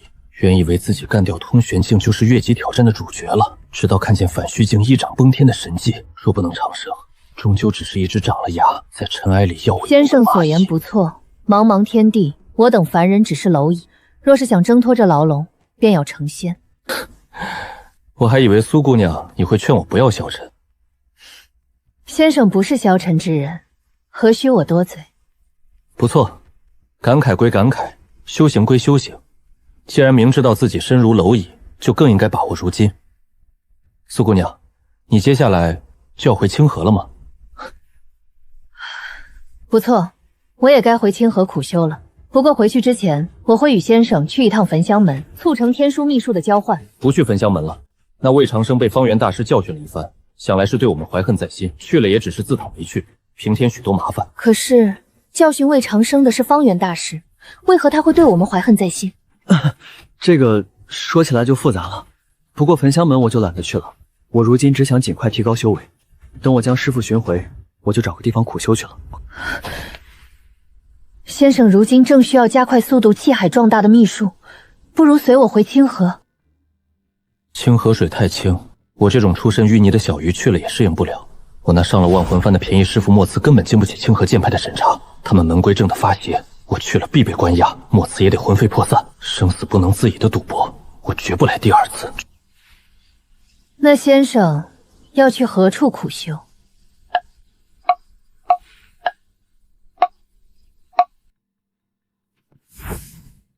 你准备去当和尚？我不是，只是慈心寺毕竟是旁门。女施主，这话贫僧可不能当听不见。大师，我并非有意冒犯。无妨无妨，苏施主所言也不错。慈心寺终究是旁门，只因我佛门经卷残缺，又有涅槃宗这等魔门，坏了佛门弟子的名声，被世人误会也不奇怪。大师慧眼，我只是想用心经换取慈心寺的宗门秘术，想来慈心寺应该也有，只是不知道能不能换。这经卷对我废纸一张，换来实大师的实力，才是净道理。能换，如何不能？不过不需要换。当然不需要。贫僧此番来寻两位，是为报恩而已。只不过慈心寺的修行之法多有忌讳，未必适合施主，而且肯定是比不了清河剑派与焚香门的秘术。大师客气了，对我这散修来说，能有就不错，哪能挑剔？不过这心经全文，难道大师不要吗？陈施主所求之物，贫僧也猜得到一二。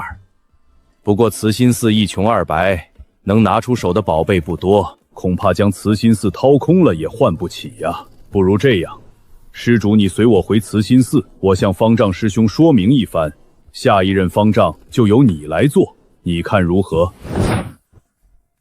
大师别开玩笑了，你让我念经吃素是绝对不可能的。吃素？慈心寺只是戒杀生，并不需要吃素啊。贫僧生平最爱荤鲜，只是每次化缘都要看布施者心情，很少吃到肉罢了。不见杀，不闻杀，不为我杀。大师吃的是三净肉。不错不错，便是这种。施主果然知道许多佛门失传之秘。我们还是回到正题，除了气海境的秘术，我还需要一门遁术，一门护身神通，一些炼器材料丹药，还有慈心木所有与卜算相关的典籍。气海境想学卜算，不过施主既然笃定，贫僧答应你，但这要价半部心经可不够。心经不够，那加上金刚经、华严经、阿迪经又如何？阿弥陀佛，陈施主，你差点让贫僧的佛心都碎了。这些佛经可别是你瞎编出来的。天地为鉴，绝非胡编乱造。施主独具慧根，真不准备出家当和尚吗？可惜，可惜。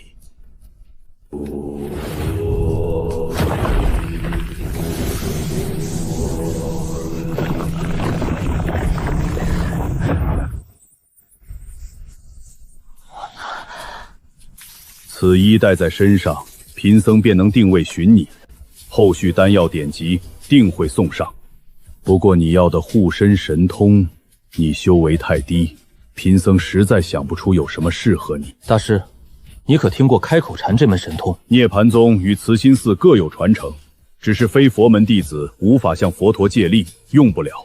据我所知，慈心寺不过几百年历史，那你们供奉的佛也就几百岁吧？施主，你难道想自己造诣为佛？有何不可？施主所问，贫僧答不上来，待我回寺问过方丈师兄，再来作答。贫僧要赶回寺中，两位也尽快离开吧。苏施主自有御剑之术，陈施主，你又准备去往何方？我得先原路返回，找我那丢失的法宝万魂幡，之后找个偏僻之地闭关。若是如此，贫僧建议施主去白海谷，此地距离慈心寺不远，方便照应，而且那里特别欢迎散修。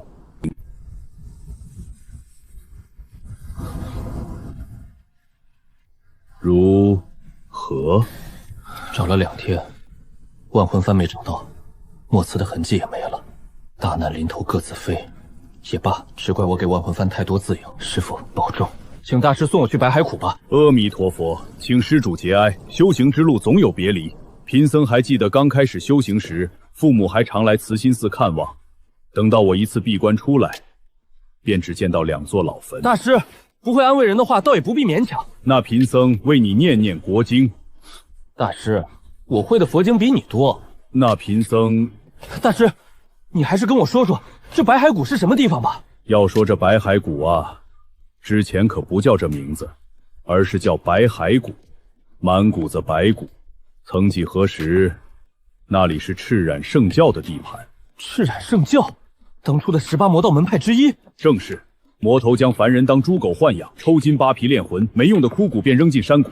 后来魔尊陨落，门派被屠，那地方成了无主之物，便招来了一群人。什么人？散修。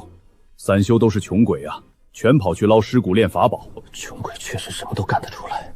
100年过去，骨头捞光了，倒留下了不少共用的阵法和炼丹炉。正道门派顺水推舟，帮他们建了个松散联盟，改名白海谷。多谢大师，真不愧是仙家之地，这就是七彩祥云吗？陈施主，这七彩的雾气乃是一种毒瘴，能迷人心魄。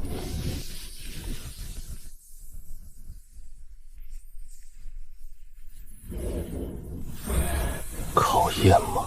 归藏64画，困龙诀，坤位阴爻，初6履霜。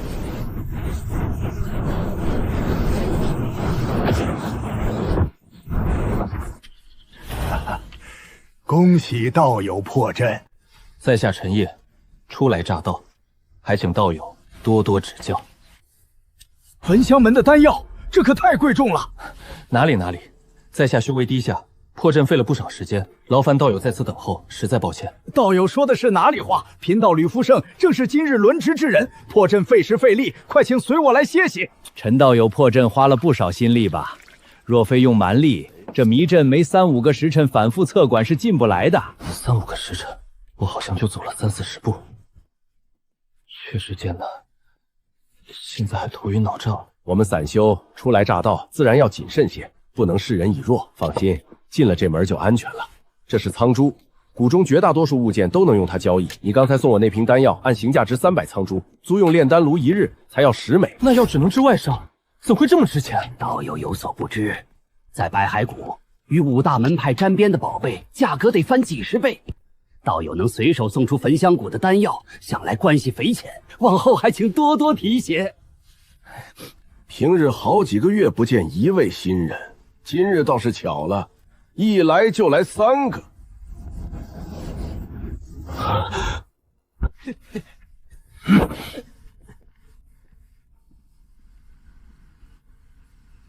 甩不掉的掉血鬼。魏兄，真是想死我了！你怎么寻到这白海谷来了？怪不得能随手拿出焚香门的丹药，这关系简直是一棵参天大树啊！二位叙旧，贫道去入口候着了。我还以为你会与苏师妹一同回清河呢，差点就去清河找你了。那魏兄又是怎么知道我来白海谷的？时机来得这么巧，你猜？忙着修行呢，没那闲工夫猜。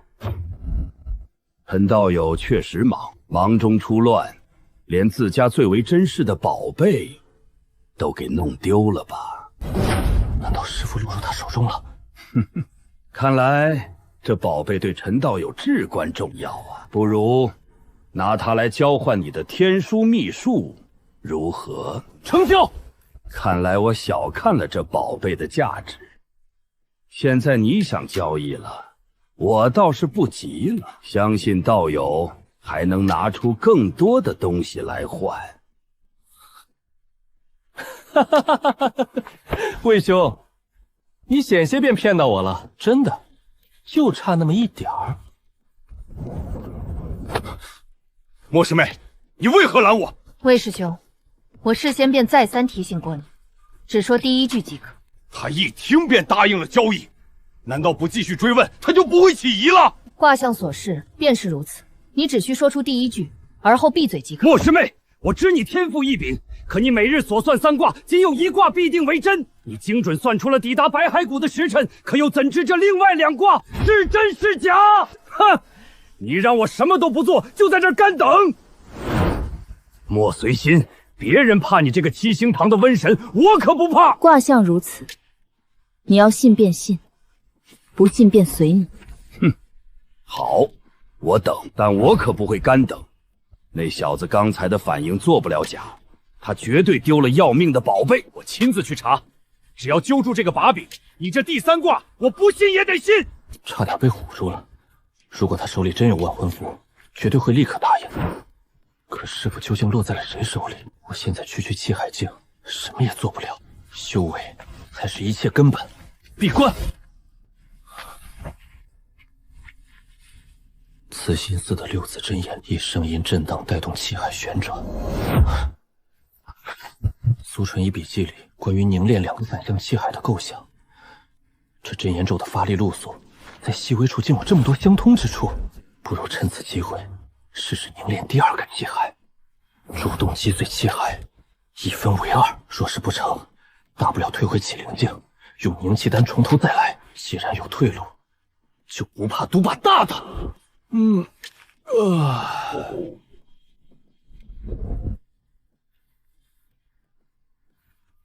熬了1天1夜，得出去找口热乎的，顺便见识见识这白海谷。这位导游倒是称职。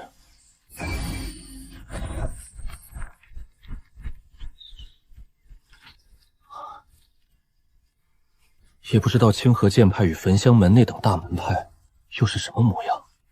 也并无什么不同，最多只是大一些，更空旷些。这位姑娘，你们正道弟子就那么喜欢从别人背后出现吗？只是凑巧。听道友所言，你是做过什么亏心事，才害怕被正道弟子看到吗？不错，我做过的亏心事多了。又算错了，今日3卦已经错了1卦。你说什么？不过是自省罢了。这姑娘脑袋修炼出岔就了。陈道友，你要请我喝酒吗？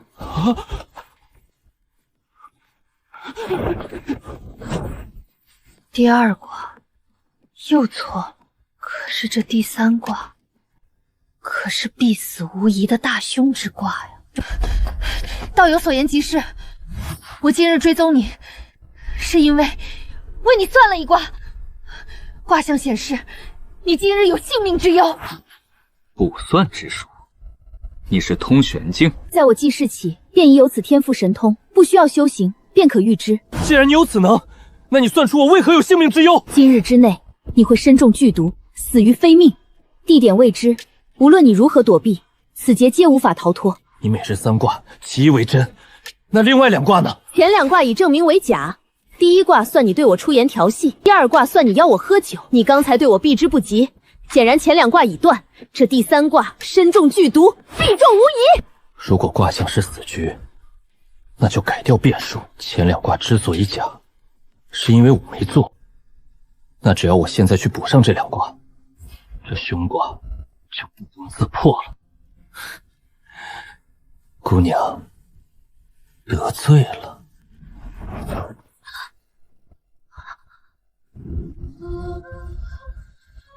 哟，这是从哪儿冒出来的小娘子，长得这般俊俏，要不要陪哥哥喝杯酒啊？放开你的手！不敢放，我可不想莫名其妙被毒死。你再不放手，就怪我。这位姑娘，你也不想让焚香门拿不到天书秘术吧？我说真被毒死了，谁把秘术交给你？你简直厚颜无耻！姑娘放心，我这只是权宜之计，绝非真想占你便宜。你的手不许乱动，保证不会。你看那公子长得真俊，可惜呀，这鲜花插在牛粪上，旁边的胖馒头跟他哪有一点相配的？这小哥怕是瞎了眼。找到了，醉仙居。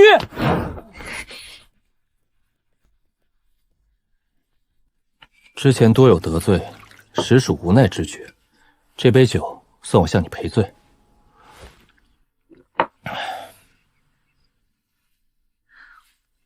等我们喝完这壶酒，便算是卦象应验了。那若今日算出来的并非我的死期，而是你自己的，姑娘也会信吗？所以我从不算自己，卜者不算己，否则毕生祸端。姑娘能否教我卜算？你想学，这可不容易。姑娘若是愿意教我，那天书秘术我双手奉上。不是说好了，等你度过此次死劫，便将秘术交给我吗？我什么时候说过？你明明说，如果你死了，天书秘术就……等等，你骗我！现在才后悔，姑娘不觉得晚了？真想白白吃亏，什么都拿不到吗？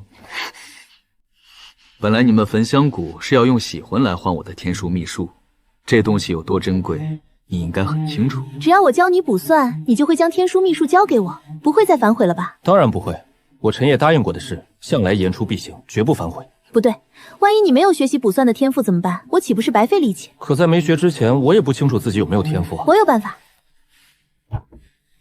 你若是能在我们喝完这壶酒之前，将这枚铁球打开，那便证明你有学习卜算的天赋。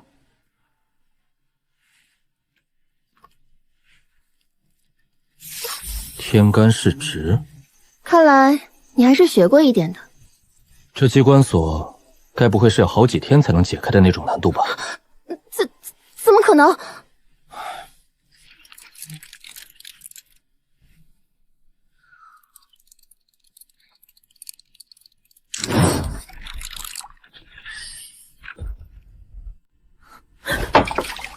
不可能，绝不可能！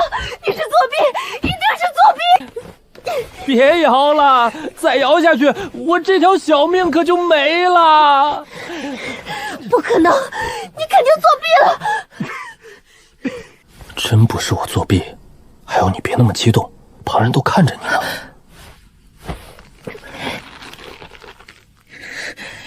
你究竟怎么解开的？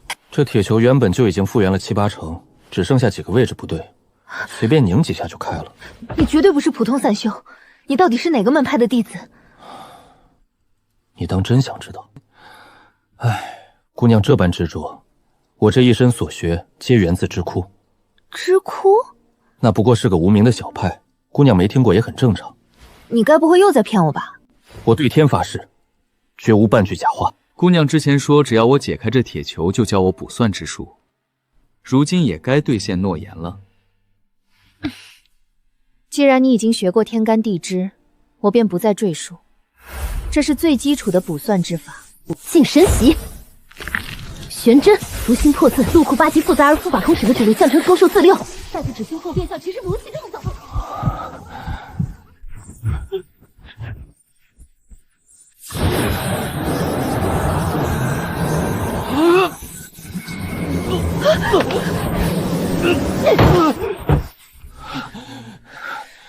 卜算之术并非气海境可以支撑。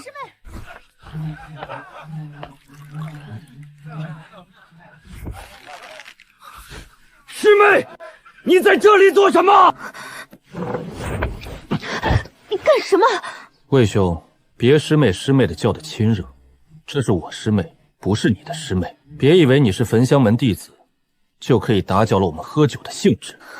你颠倒黑白！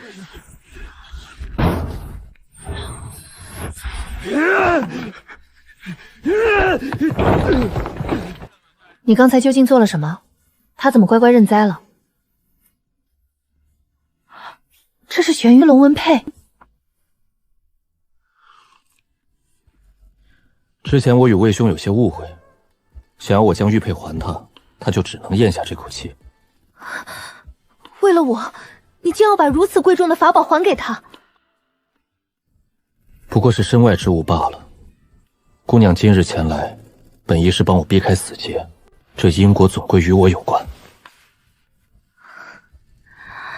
你说的可是真心话？骗你的。哼。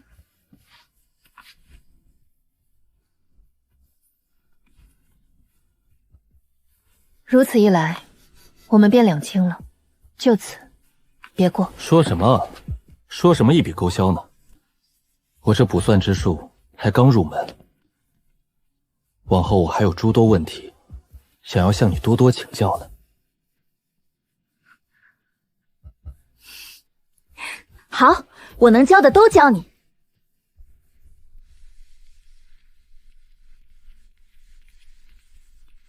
莫师妹好兴致啊，竟与那人饮酒作乐，直至半夜才回来。魏师兄，此番波折，你我都该引以为戒。你有什么资格指责我？你还知道礼义廉耻吗？我请你来是为了夺天书秘术，难道就没什么该解释的吗？解释？且不说你长长生堂凭什么管我七星堂的事，我是七星堂首席，魏师兄，你又算什么身份？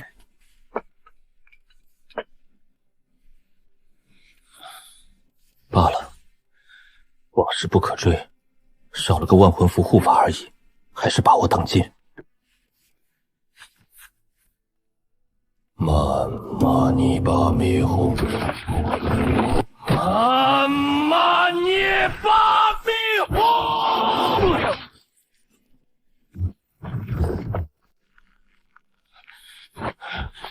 给我去！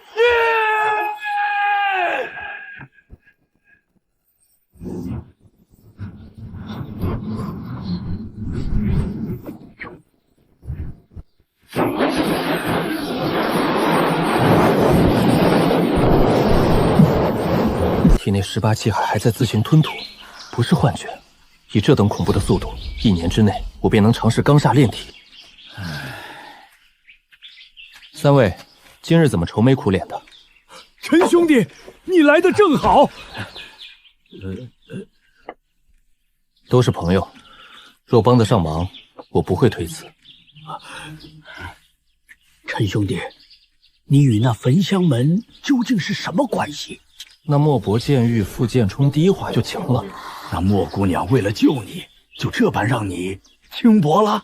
不愧是名门正派的弟子。对，焚香门也不全是魏长生那般仗势欺人之徒，还是有好人的。我的事儿说清楚了，吕兄也该说说你们的麻烦了。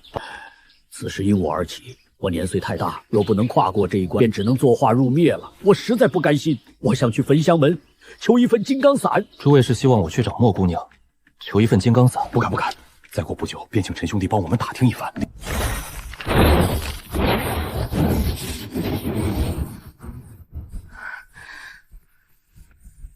师父，起来吧。天书秘术，我之前不是命你协助魏长生获取此秘术吗？如今这是怎么回事？师父，那魏长生在外行事跋扈，不仅强取豪夺，还差点给师门惹来灭顶之灾。师父，我们应该将此事上报掌门吗？上报掌门自是应当，只是长生堂极为护短，加之你之前算出魏长生的死劫，他至今耿耿于怀。如今掌门又正忙于青冠山镇压无救魔尊之事，分身乏术，即便上报，最终也是不了了之。是无救魔尊的尸身又出问题了，还不是长生堂做的孽！为了门内弟子能靠丹药突破化神境，祭魂的采摘量生生翻了3倍。那本是用来抽取魔尊尸骸元气的封印核心，每少一朵，封印便松动1分。掌门为何要默许此事？天道轮转，无救魔尊复苏只是征兆，随心你要认真修行，尽快突破通玄。遵命。你对那个线上秘术的散修陈烨颇为欣赏。师父，他是真正的个修行天才，他只用了短短片刻，便解开了您送我的奇门铁球。能得你如此夸赞，还真难得。不过，可不止你一个人认为他是天才。清河剑派的苏纯一多次推荐他入清河，却被那小子拒绝了。他为何拒绝？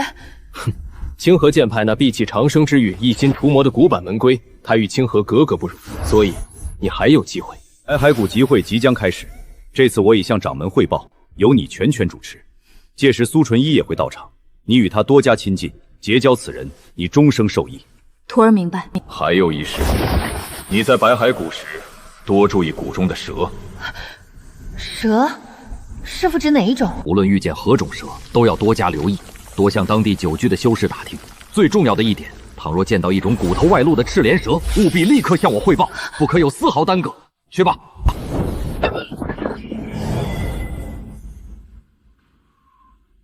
剑心澄净，未染魔尘。崔县之事处置无过，过关。怎么到铸剑室来了？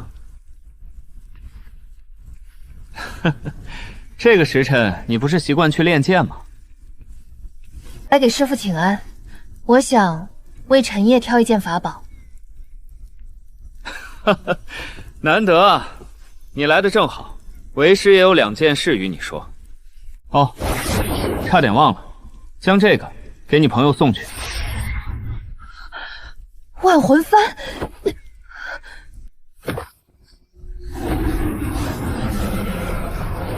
苏姑娘，久违了。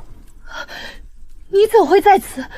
你们不是被陈烨抄下逃生去了吗？那小子有情有义，这幡里的阴魂也没辜负他的恩情。他们是不顾生死，硬是飞来清河报信救主啊！多谢师父。谢什么？又不是送你的，你替那小子多谢我啊！去准备吧。不过为师还有最后一件事嘱咐：此次去白骸谷，一定要小心里面的蛇。蛇？我那焚香门老友擅长算卦，心中特意警告，尤其是遇到骨头长在外面的赤染蛇，就当是最凶残的魔头来对待，明白吗？徒儿明白。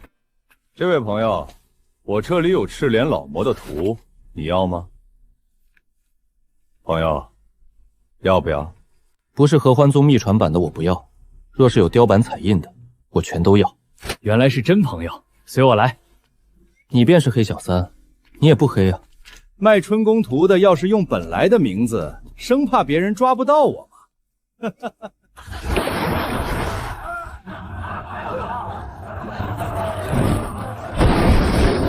赤炼大法，魔域至尊，一枚苍珠1本，这可都是我在白骸谷挖出来的，当年赤炼魔宗的秘术，全拼凑的假货。小辈，你看了封面便沾了魔宗的怨念，若不买我一本秘籍，午夜入梦之时，魔头便会化作噬梦的大蛇，将你的神魂吃掉。是吗？我正好喜欢玩蛇。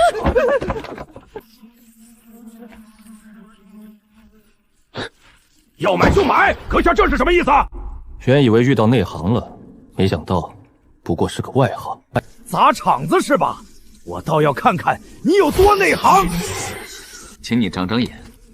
哼，蹊跷的枯骨蝉确实是上赠品，不过一听便知是虚弱已久的平虫。你这只病恹恹的，你的饲养手法也不见得多高明。说得头头是道，可惜你摊子上这些虫子加起来，都不如我这病恹恹的枯骨蝉。放屁！我这些品种虽差，但养得好，价值600苍珠。你这蹊跷枯骨蝉就这病模样，顶天了也就值500苍珠。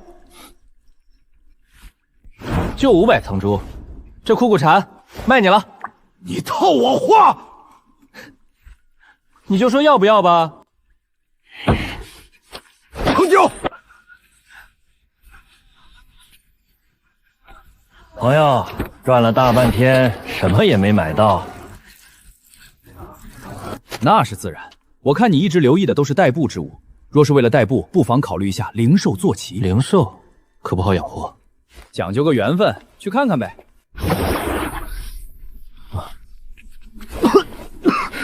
这什么味儿？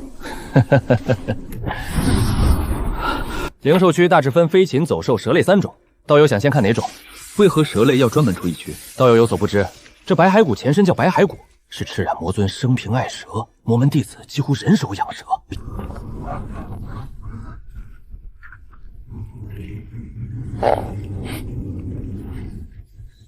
就它了。哎呦，客官好眼光，这可是有着上古3族金乌血统的灵兽。您看它这第3条腿。你这造假也太敷衍了。成交，送您2袋口粮，包管吃1个月。吃吧，接下来还得辛苦你。坐骑有了，接下来该去焚香门驻地找莫随心了。算算我的万魂幡在哪？还有师傅他老人家究竟是死是活？此地乃是焚香门驻地，恕不接待外人。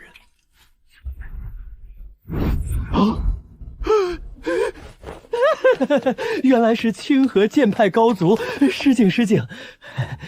不知阁下是来访客，还是……道友误会了，我并非清河剑派弟子，只是与清河剑派有些交情。在下来此是与贵派莫同心莫姑娘有约，劳烦通报一声，就说陈夜来访。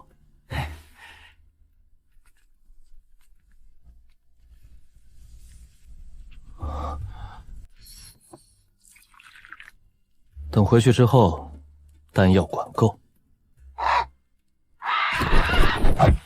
你这家伙从哪儿学的这些？物似主人形，宠物当然是跟主人学的。你看这乌鸦不就跟你一样？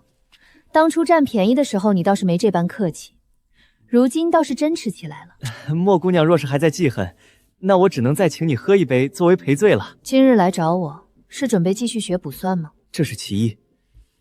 另外，来打听一下焚香门是否有金刚伞准备出售。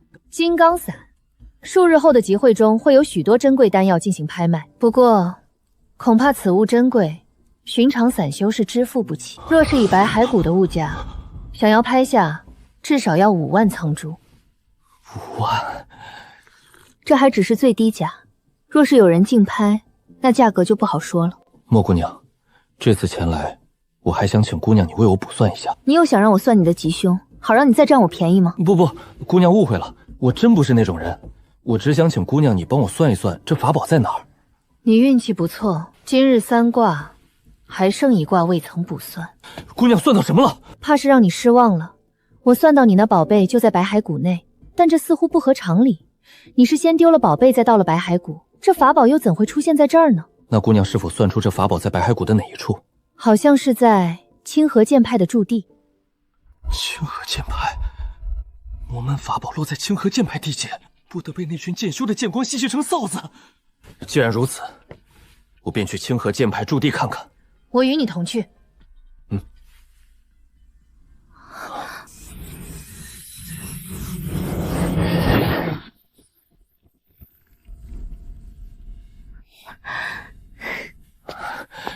好久不见。也并非许久，还不到7日。莫姑娘，这位是清河剑派的苏纯一。纯一，这是焚香门七星堂首席莫同心姑娘。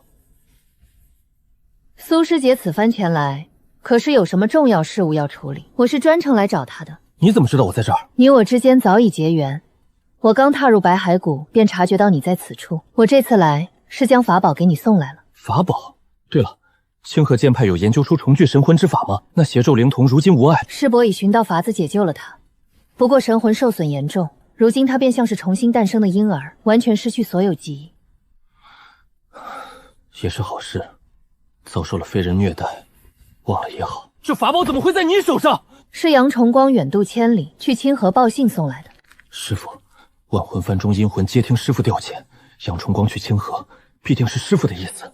他那么怕死，竟为了我涉险去清河剑派。既然清河剑派都用法宝来回馈于你，那我们焚香门也不好白要你的天书秘术。我会向宗门回禀，也回赠你一件法宝好了。莫姑娘，不是说好了你教我卜算吗？不需要再送我法宝了。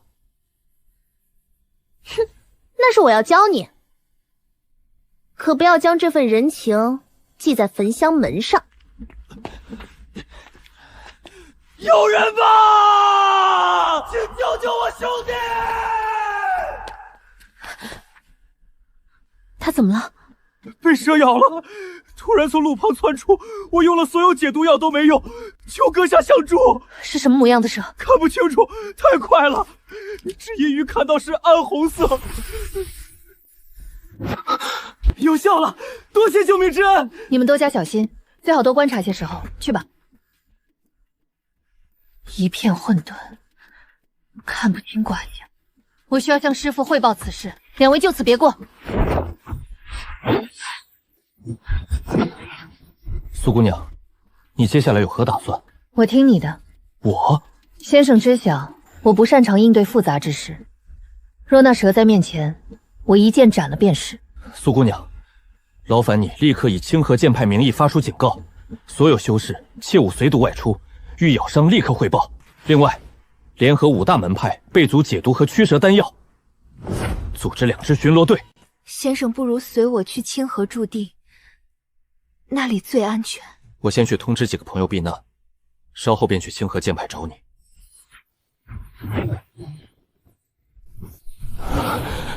师父，你还在吗？孽徒说了多少次不要妇人之仁，你哭什么？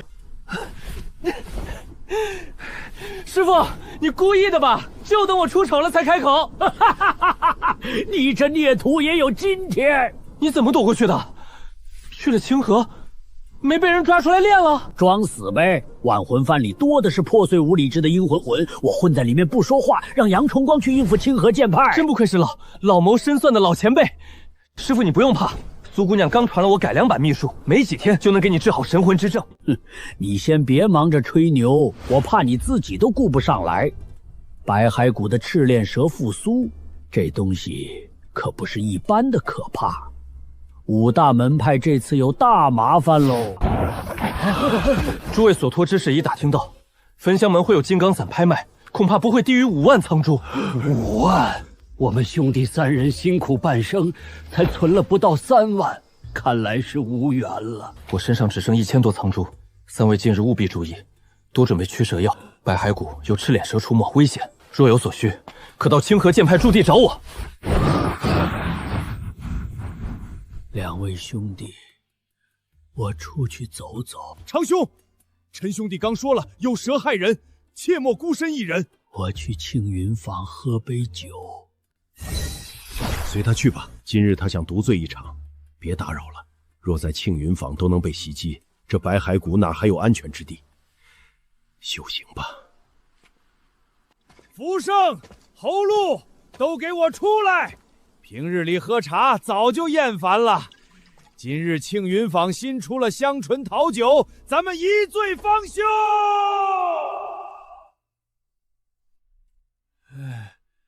福盛、侯禄，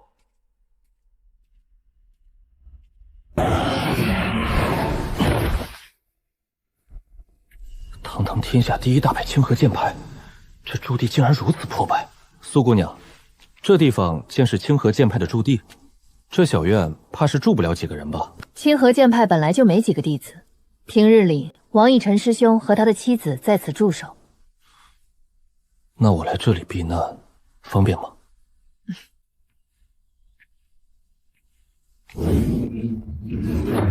这威压和当初遇到方圆和尚时一模一样。见过前辈。陈道友客气了。师妹，你嫂子说让你过去一趟，我带陈道友去厢房看看。有什么需要尽管跟我说。多谢王道长。陈道友年少有为啊，听说你还不到20，有这身修为实属不易。客气了，多亏苏姑娘出手相助，若无她赠我灵药，我恐怕还在想办法凝练气海呢。我这师妹从小乐于主人，不过她心思单纯，很难辨别好坏。点我呢，提醒我别做坏人欺骗苏姑娘。听闻你与焚香门那位七星堂首席关系匪浅。我与莫姑娘不打不相识，算是亦师亦友。是我冒昧了，那我也不打扰陈道友修行。总算过关了，有了清河剑派庇护，管他赤染蛇复苏，我要在这儿修炼到天昏地暗。但这里灵气匮乏，我18个气的判属量，普通的聚灵环根本撑不住。恩公有何吩咐？老杨，这万魂幡被清河剑派重新炼制，多了什么用处？清河剑派不熟悉炼制万魂幡，便另辟蹊径，教会了我们一种阵法，名为玄阴摄灵阵。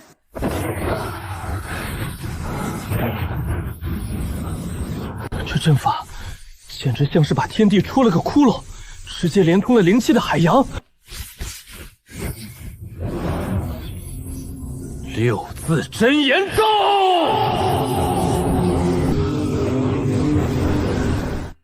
气海已经无法扩大，装不下更多灵气了。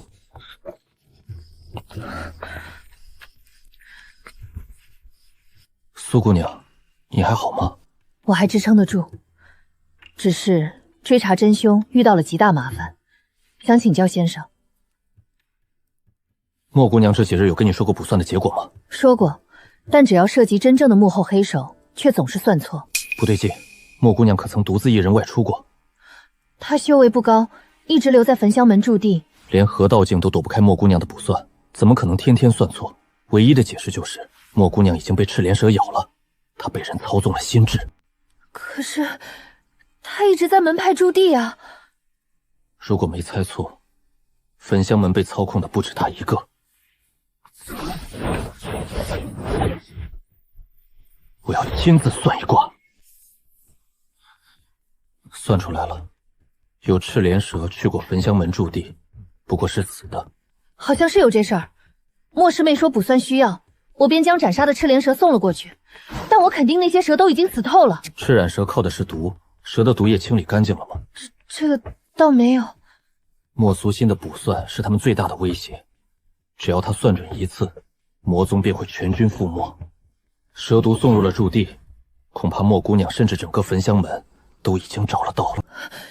先生的意思是，焚香门内有奸细，趁莫师妹卜算时用蛇毒偷袭，我们要如何确认此事？苏姑娘，不需要我们来确认。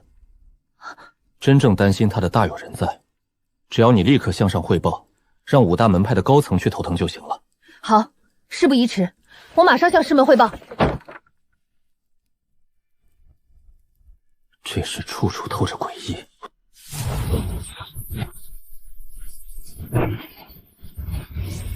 纯一这小姑娘还真遇着贵人了，哼，只可惜这小家伙不适合我们清河剑派。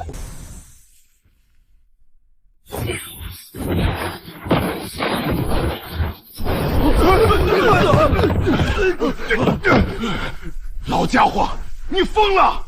强行刺破虚空，把我们拉过来！哼，你们说魔门复苏要锻炼小辈，逼着我袖手旁观，我也答应了。如今白骸谷之事，你们做得如何？这才几天时间，你着什么急？你们焚香门的小字辈都快玩完了，你还问我急什么？诸位稍安勿躁，别忘了赤然魔宗余孽里有我蜃楼派的弟子潜伏，对方一举一动都在掌控之中。你们若是只顾磨练自家弟子，让白骸谷损失惨重，就别怪我不讲情面。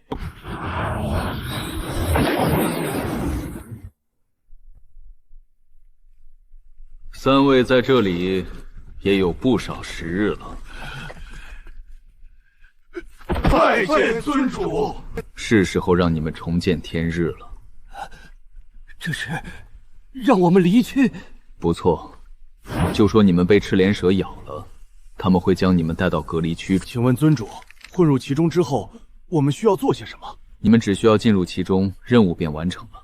从此与我赤染圣教再无瓜葛。魔头，有种杀了我！想要用赤炼蛇控制我，你是痴心妄想！我知道你们蜃楼派的弟子有秘术守护神魂，在入门仪式时，你才敢让赤炼蛇咬那一口。你若是知道，还会将所有计划告诉我，你的死期将至。你觉得只有正道才不怕死吗？你这魔头究竟有什么足迹？你所知的一切都是我想让你知道的。我知道你是派来的奸细，我这就放了你。你可以给五大门派传话，白骸谷一定会落入我的掌控。我想请清河剑派出面，给我一个与五大门派对话的机会。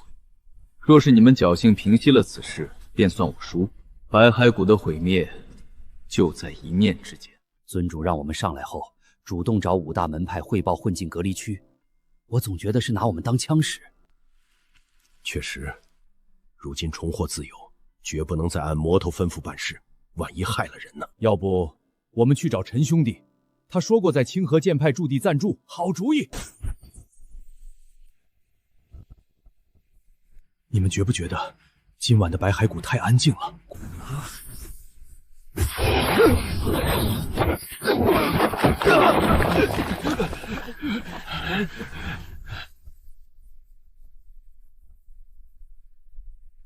这散教好眼熟，想起来了，刚入谷时，他跟陈烨在亭中喝茶。既然是你的朋友，那就只能怪你们倒霉，鬼鬼祟祟的，为何在此？都不许动！验！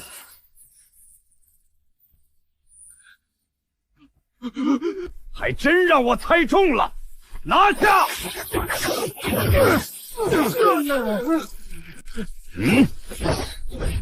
还给我！你们焚香门还想当强盗不成？我看你们心中有鬼，这袋子里怕是有见不得人的东西。把我的藏珠还给我，那是我的买命钱！还想反抗？带走！师傅，感觉如何？也就聊胜于无。我神魂已经油尽灯枯，只不过有这万魂幡护持，消散的慢些罢了。众生愿力可修复神魂，让师傅你变成神灵。一旦以香火成神，你便受愿力束缚，可没有修仙那么自由了。能活就成，我还挑剔什么？你不是才凝聚气海吗？怎么还想着帮我成佛了？罢了，你看着折腾吧，我先歇着了。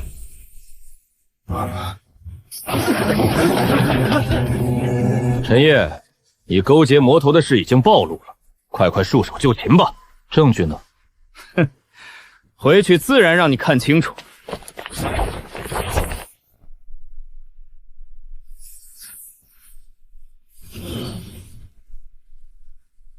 真是废物，还以为能打起来。哼，他没必要动手。有清河剑派为他撑腰，焚香门不敢针对他做什么。若他动手伤人，反倒受人画饼。尊主为何在意此人？他可能让我们输掉这场赌局。那尊主为何不直接杀了他？杀了他，我等都要同死。你们真以为如今已经赢了？你们便觉得可以换个地方逍遥快活？这跟丧家之犬有何区别？我要的不是继续如蝼蚁般苟生，我要宗门弟子都可以随意行走于阳光之下。现在唯一的变数就是陈烨。区区气海境小修士能做什么？我也不知道，但这陈烨绝对是我宗崛起最大的变数。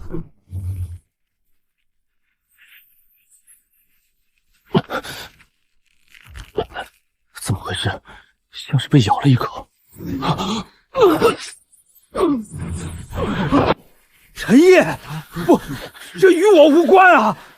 魏师兄，你这么做是有点过了。我不是，我真没有。罢了，我们云庐仙宗不想介入你们的私人恩怨，告辞。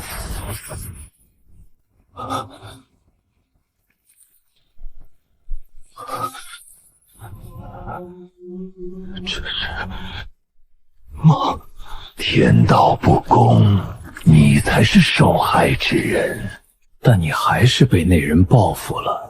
他借着醇香门的势力公报私仇，要置你于死地，怨恨吗？不甘吗？你想活下去吗？宋无真言，自汝长生。你能赐我长生，收一对吗？我还以为那老板是骗我，原来不买东西真的有大蛇入梦了。你不怕死？不怕死又何必要追求长生？但我绝不想要别人施舍的长生。若不得逍遥自在，活着便如同身处地狱。我可以暂时身处地狱，但我总要走向出口。等一下，这里是我的梦境才对吧？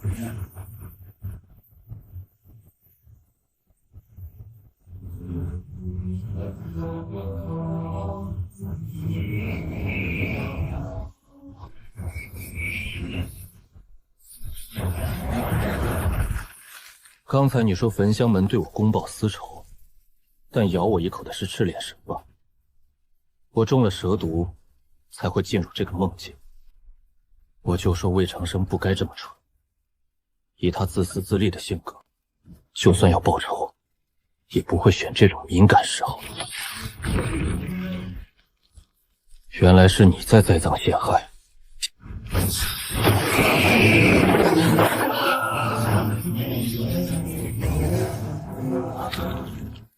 其实我师父跟赤力魔宗有些渊源，我也是魔头，我也可以。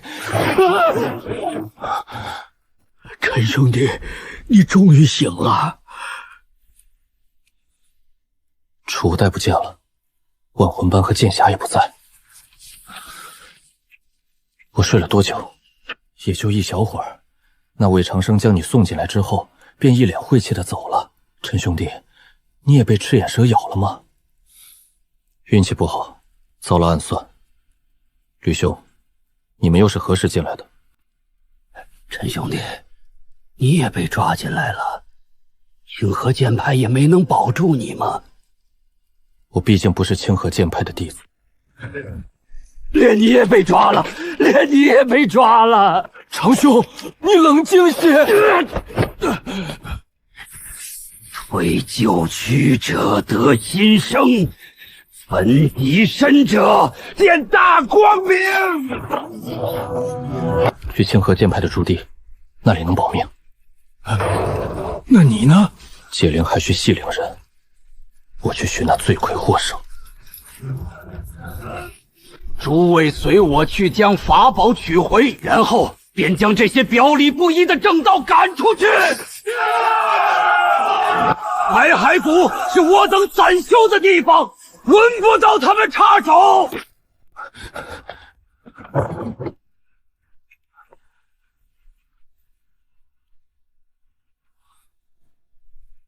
啊！你怎么追过来的？闻着味儿追来的。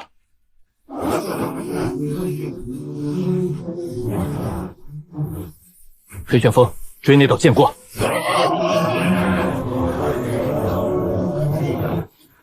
先生，你怎么会在此处？可有受伤？来不及解释了，你可知道魏长生在哪儿？他有一样东西可以平息散修的怒火。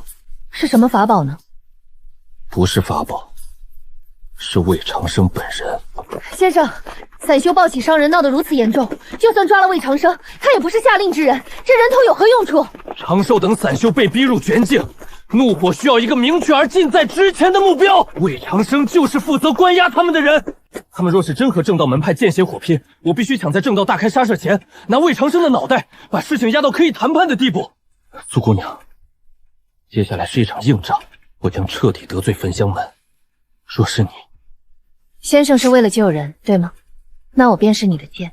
好，通玄镜以下归我。通玄镜，请苏姑娘料理。若于化神镜出手，那就只能赌一把了。苏，站住！魏师兄正在殿内面见莫师姐，请等同报。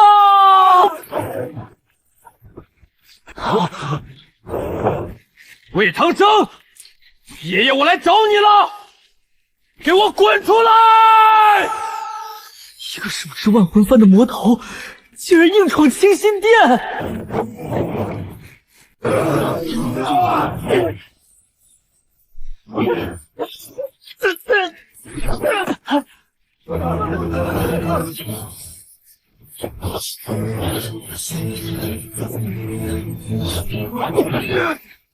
陆纯一，你竟与这魔头为伙！先生，通玄镜，我来。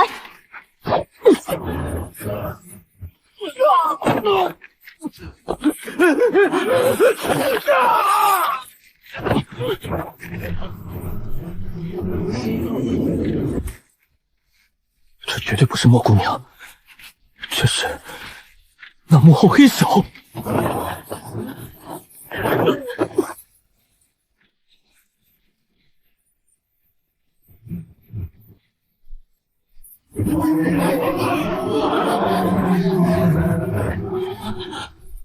苏纯一，我同魔头来我焚香门撒野，欺人太甚，快放人，束手就擒。先生，我怕是抵挡不住。无妨，闹这么大，焚香门高手出面在预料之中。不过，云涛兄，何必为难这些小辈？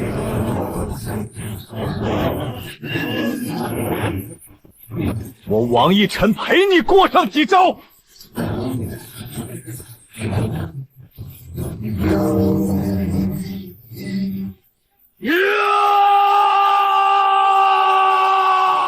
苏姑娘，趁现在，他们防外不防内，快走！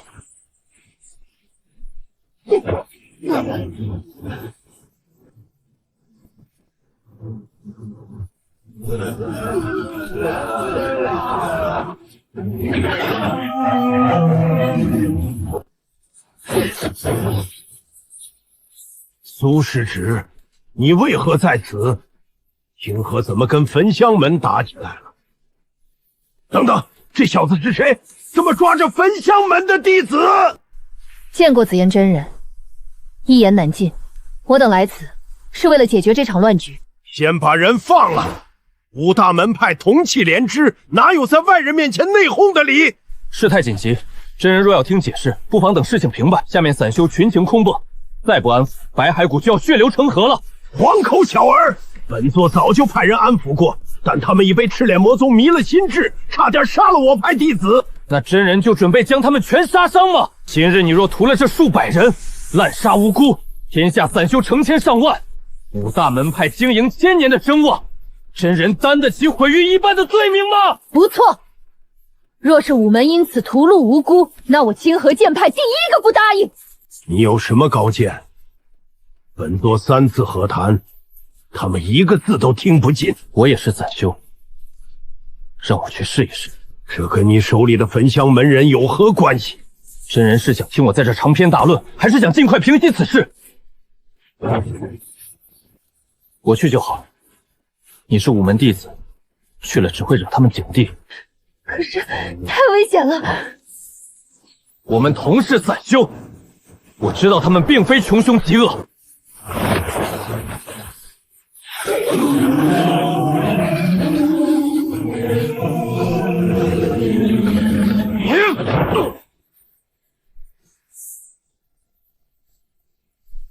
长兄，你还认我这个朋友吗？陈兄弟，你对我有恩，但你若是替五大门派当说客，我常某今日只能与你割袍断义。我不是说客，我是来给你们送人质的。魏长生关押你们的罪魁祸首，焚香门长生堂首席竞争者。要杀要剐不急于一时，有他在，我们就有了谈判的底牌。真到了最后关头，拉他陪葬也不迟。陈兄弟，你其实还是来劝降的，对吗？劝降不会带着人质来。魏长生是我的投名状。长兄，你忘了，我也被赤脸蛇咬过，我们在同一个笼子里待过。我们都是无依无靠的散修，如果我们今日被杀，五大门派只会说我们被魔宗蛊惑，罪名魔宗丹，正道抽身事外。为了掩盖丑闻，所有被咬过的散修都不会留活口，我们就是同生共死的。那你是要加入我们拼命？拼命太亏了，我不仅要加入你，我还要让正道武门付出更惨痛的代价。不仅如此，我也要让他们认清现实。魏长生不够，我有一个大计划，能让五大门派羞愧难当，能让他们在全天下修士面前低头俯首认错。陈兄弟，你说要让武门低头认错，怎么做？用魏长生的命威胁他们？魏长生算什么东西？拿他的命威胁，武门只会将我们一起抹杀。你不能用别人毫不在意的东西作为威胁的筹码。蜃楼派之前派人来劝降，他们是怎么说的？他们说要杀光我们，易如反掌。他们说我们是被魔头蛊惑，只要跪下投降就能大发慈悲。他们高高在上，连事情怎么回事都不问，就直接给我们定了罪。他们根本没把我们当人看。不错，蜃楼派一群道貌岸然的白痴，他们不可能理解我们的苦楚。我们宁死也绝不束手就擒。很简单，五大门派并非铁板一颗，他们谁也不想背上屠戮无辜的骂罪。我们用魏长生做筹码，逼蜃楼派解开迷阵。蜃楼派巴不得送走我们这块烫手山芋，而焚香门弟子在我们手上，焚香门必定会来插手。到时候，我们就说是蜃楼派以性命要挟，我们才拿魏长生保命，让焚香门和神楼派为了面子自己扯皮去。我们不仅要脱身，还要派人把这事昭告天下。我倒要看看五大门派敢不敢把白骸谷的散修全杀绝。陈兄弟，我们信你。若有意外，我们就杀魏长生祭天，跟他们不死不休。我们的性命交到你手上了。好。信不辱命，我说服他们不再冲击驻地，请真人放开通道，他们自然会退去。当真？我3次和谈都无功而返，这小子进去片刻就摆平了这群悍不畏死的亡命徒。他不会就是赤染魔宗的尊主假扮的吧？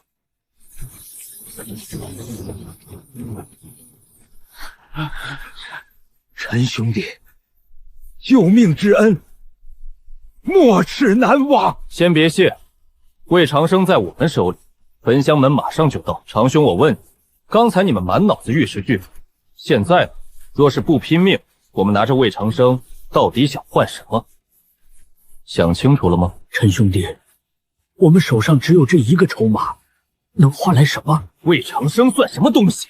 焚香门根本不在乎一个普通弟子的死活，用他来谈条件，大门派只会笑我们天真。诸位之中，谁有记录影像的法术或法宝？我有留影宝镜，我能用符咒短时间留影。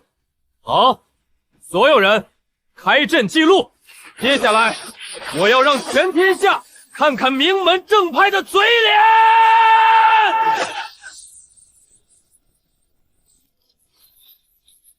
你们识相便放了我，否则焚香门云涛师伯一掌拍来，你们全都要死！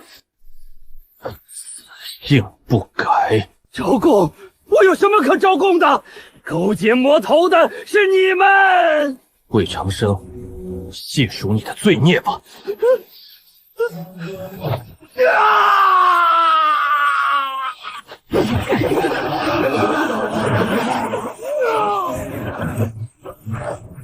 若是真心悔过，痛苦自会减轻。说，我招，我全招，是我公报私仇，我恨你入骨，奈何不得，就拿其他散修发泄。我故意惹怒他们，把他们打入大牢，严刑拷打。我贪没了他们的储物袋，长寿那数万仓珠都在我兜里。我还以自由要挟，逼迫那些女弟子。我认罪，我都认。我想当长生堂的首席，是我暗中害死了上任首席岳连凤岳师兄。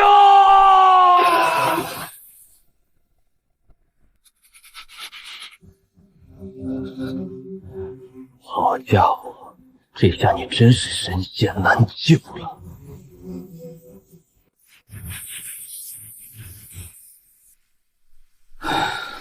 终究是输了一档。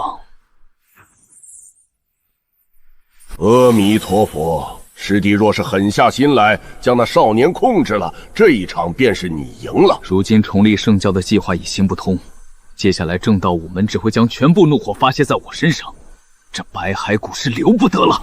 阿弥陀佛，涅槃宗大门始终向你敞开。哼哼，师兄有心了，但我暂时不想送羊入虎口。阿弥陀佛，师弟误会了，出家人慈悲为怀，怎会加害于你呢？看来师弟对涅槃宗成见还是太深了，那我也只好亲自动手，请师弟来涅槃宗叙一叙旧了。放下屠刀，立怒成佛。师弟回头是岸呐！如今散修已然被收服，你这点愿力如何与我积攒1000年的愿力相比？还是别反抗了。我早就知道你不会放过我，你以为我会毫无准备吗？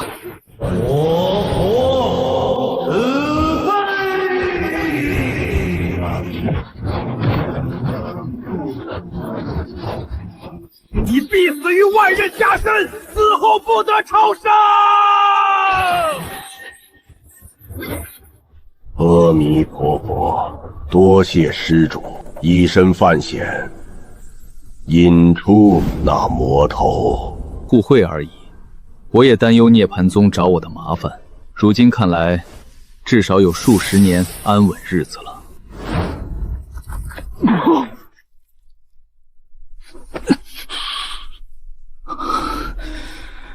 涅槃宗的手段果然厉害。这一局是我们输了，不过无妨，你们怎么想都可以，因为你们终究是要死了。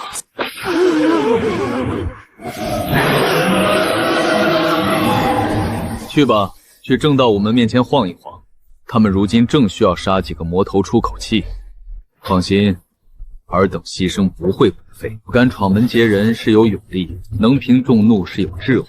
你曾说与我赤染魔宗有些渊源，若是如此，你还真与我圣教有缘啊！如此有勇有谋之人，不当魔头实在可惜了。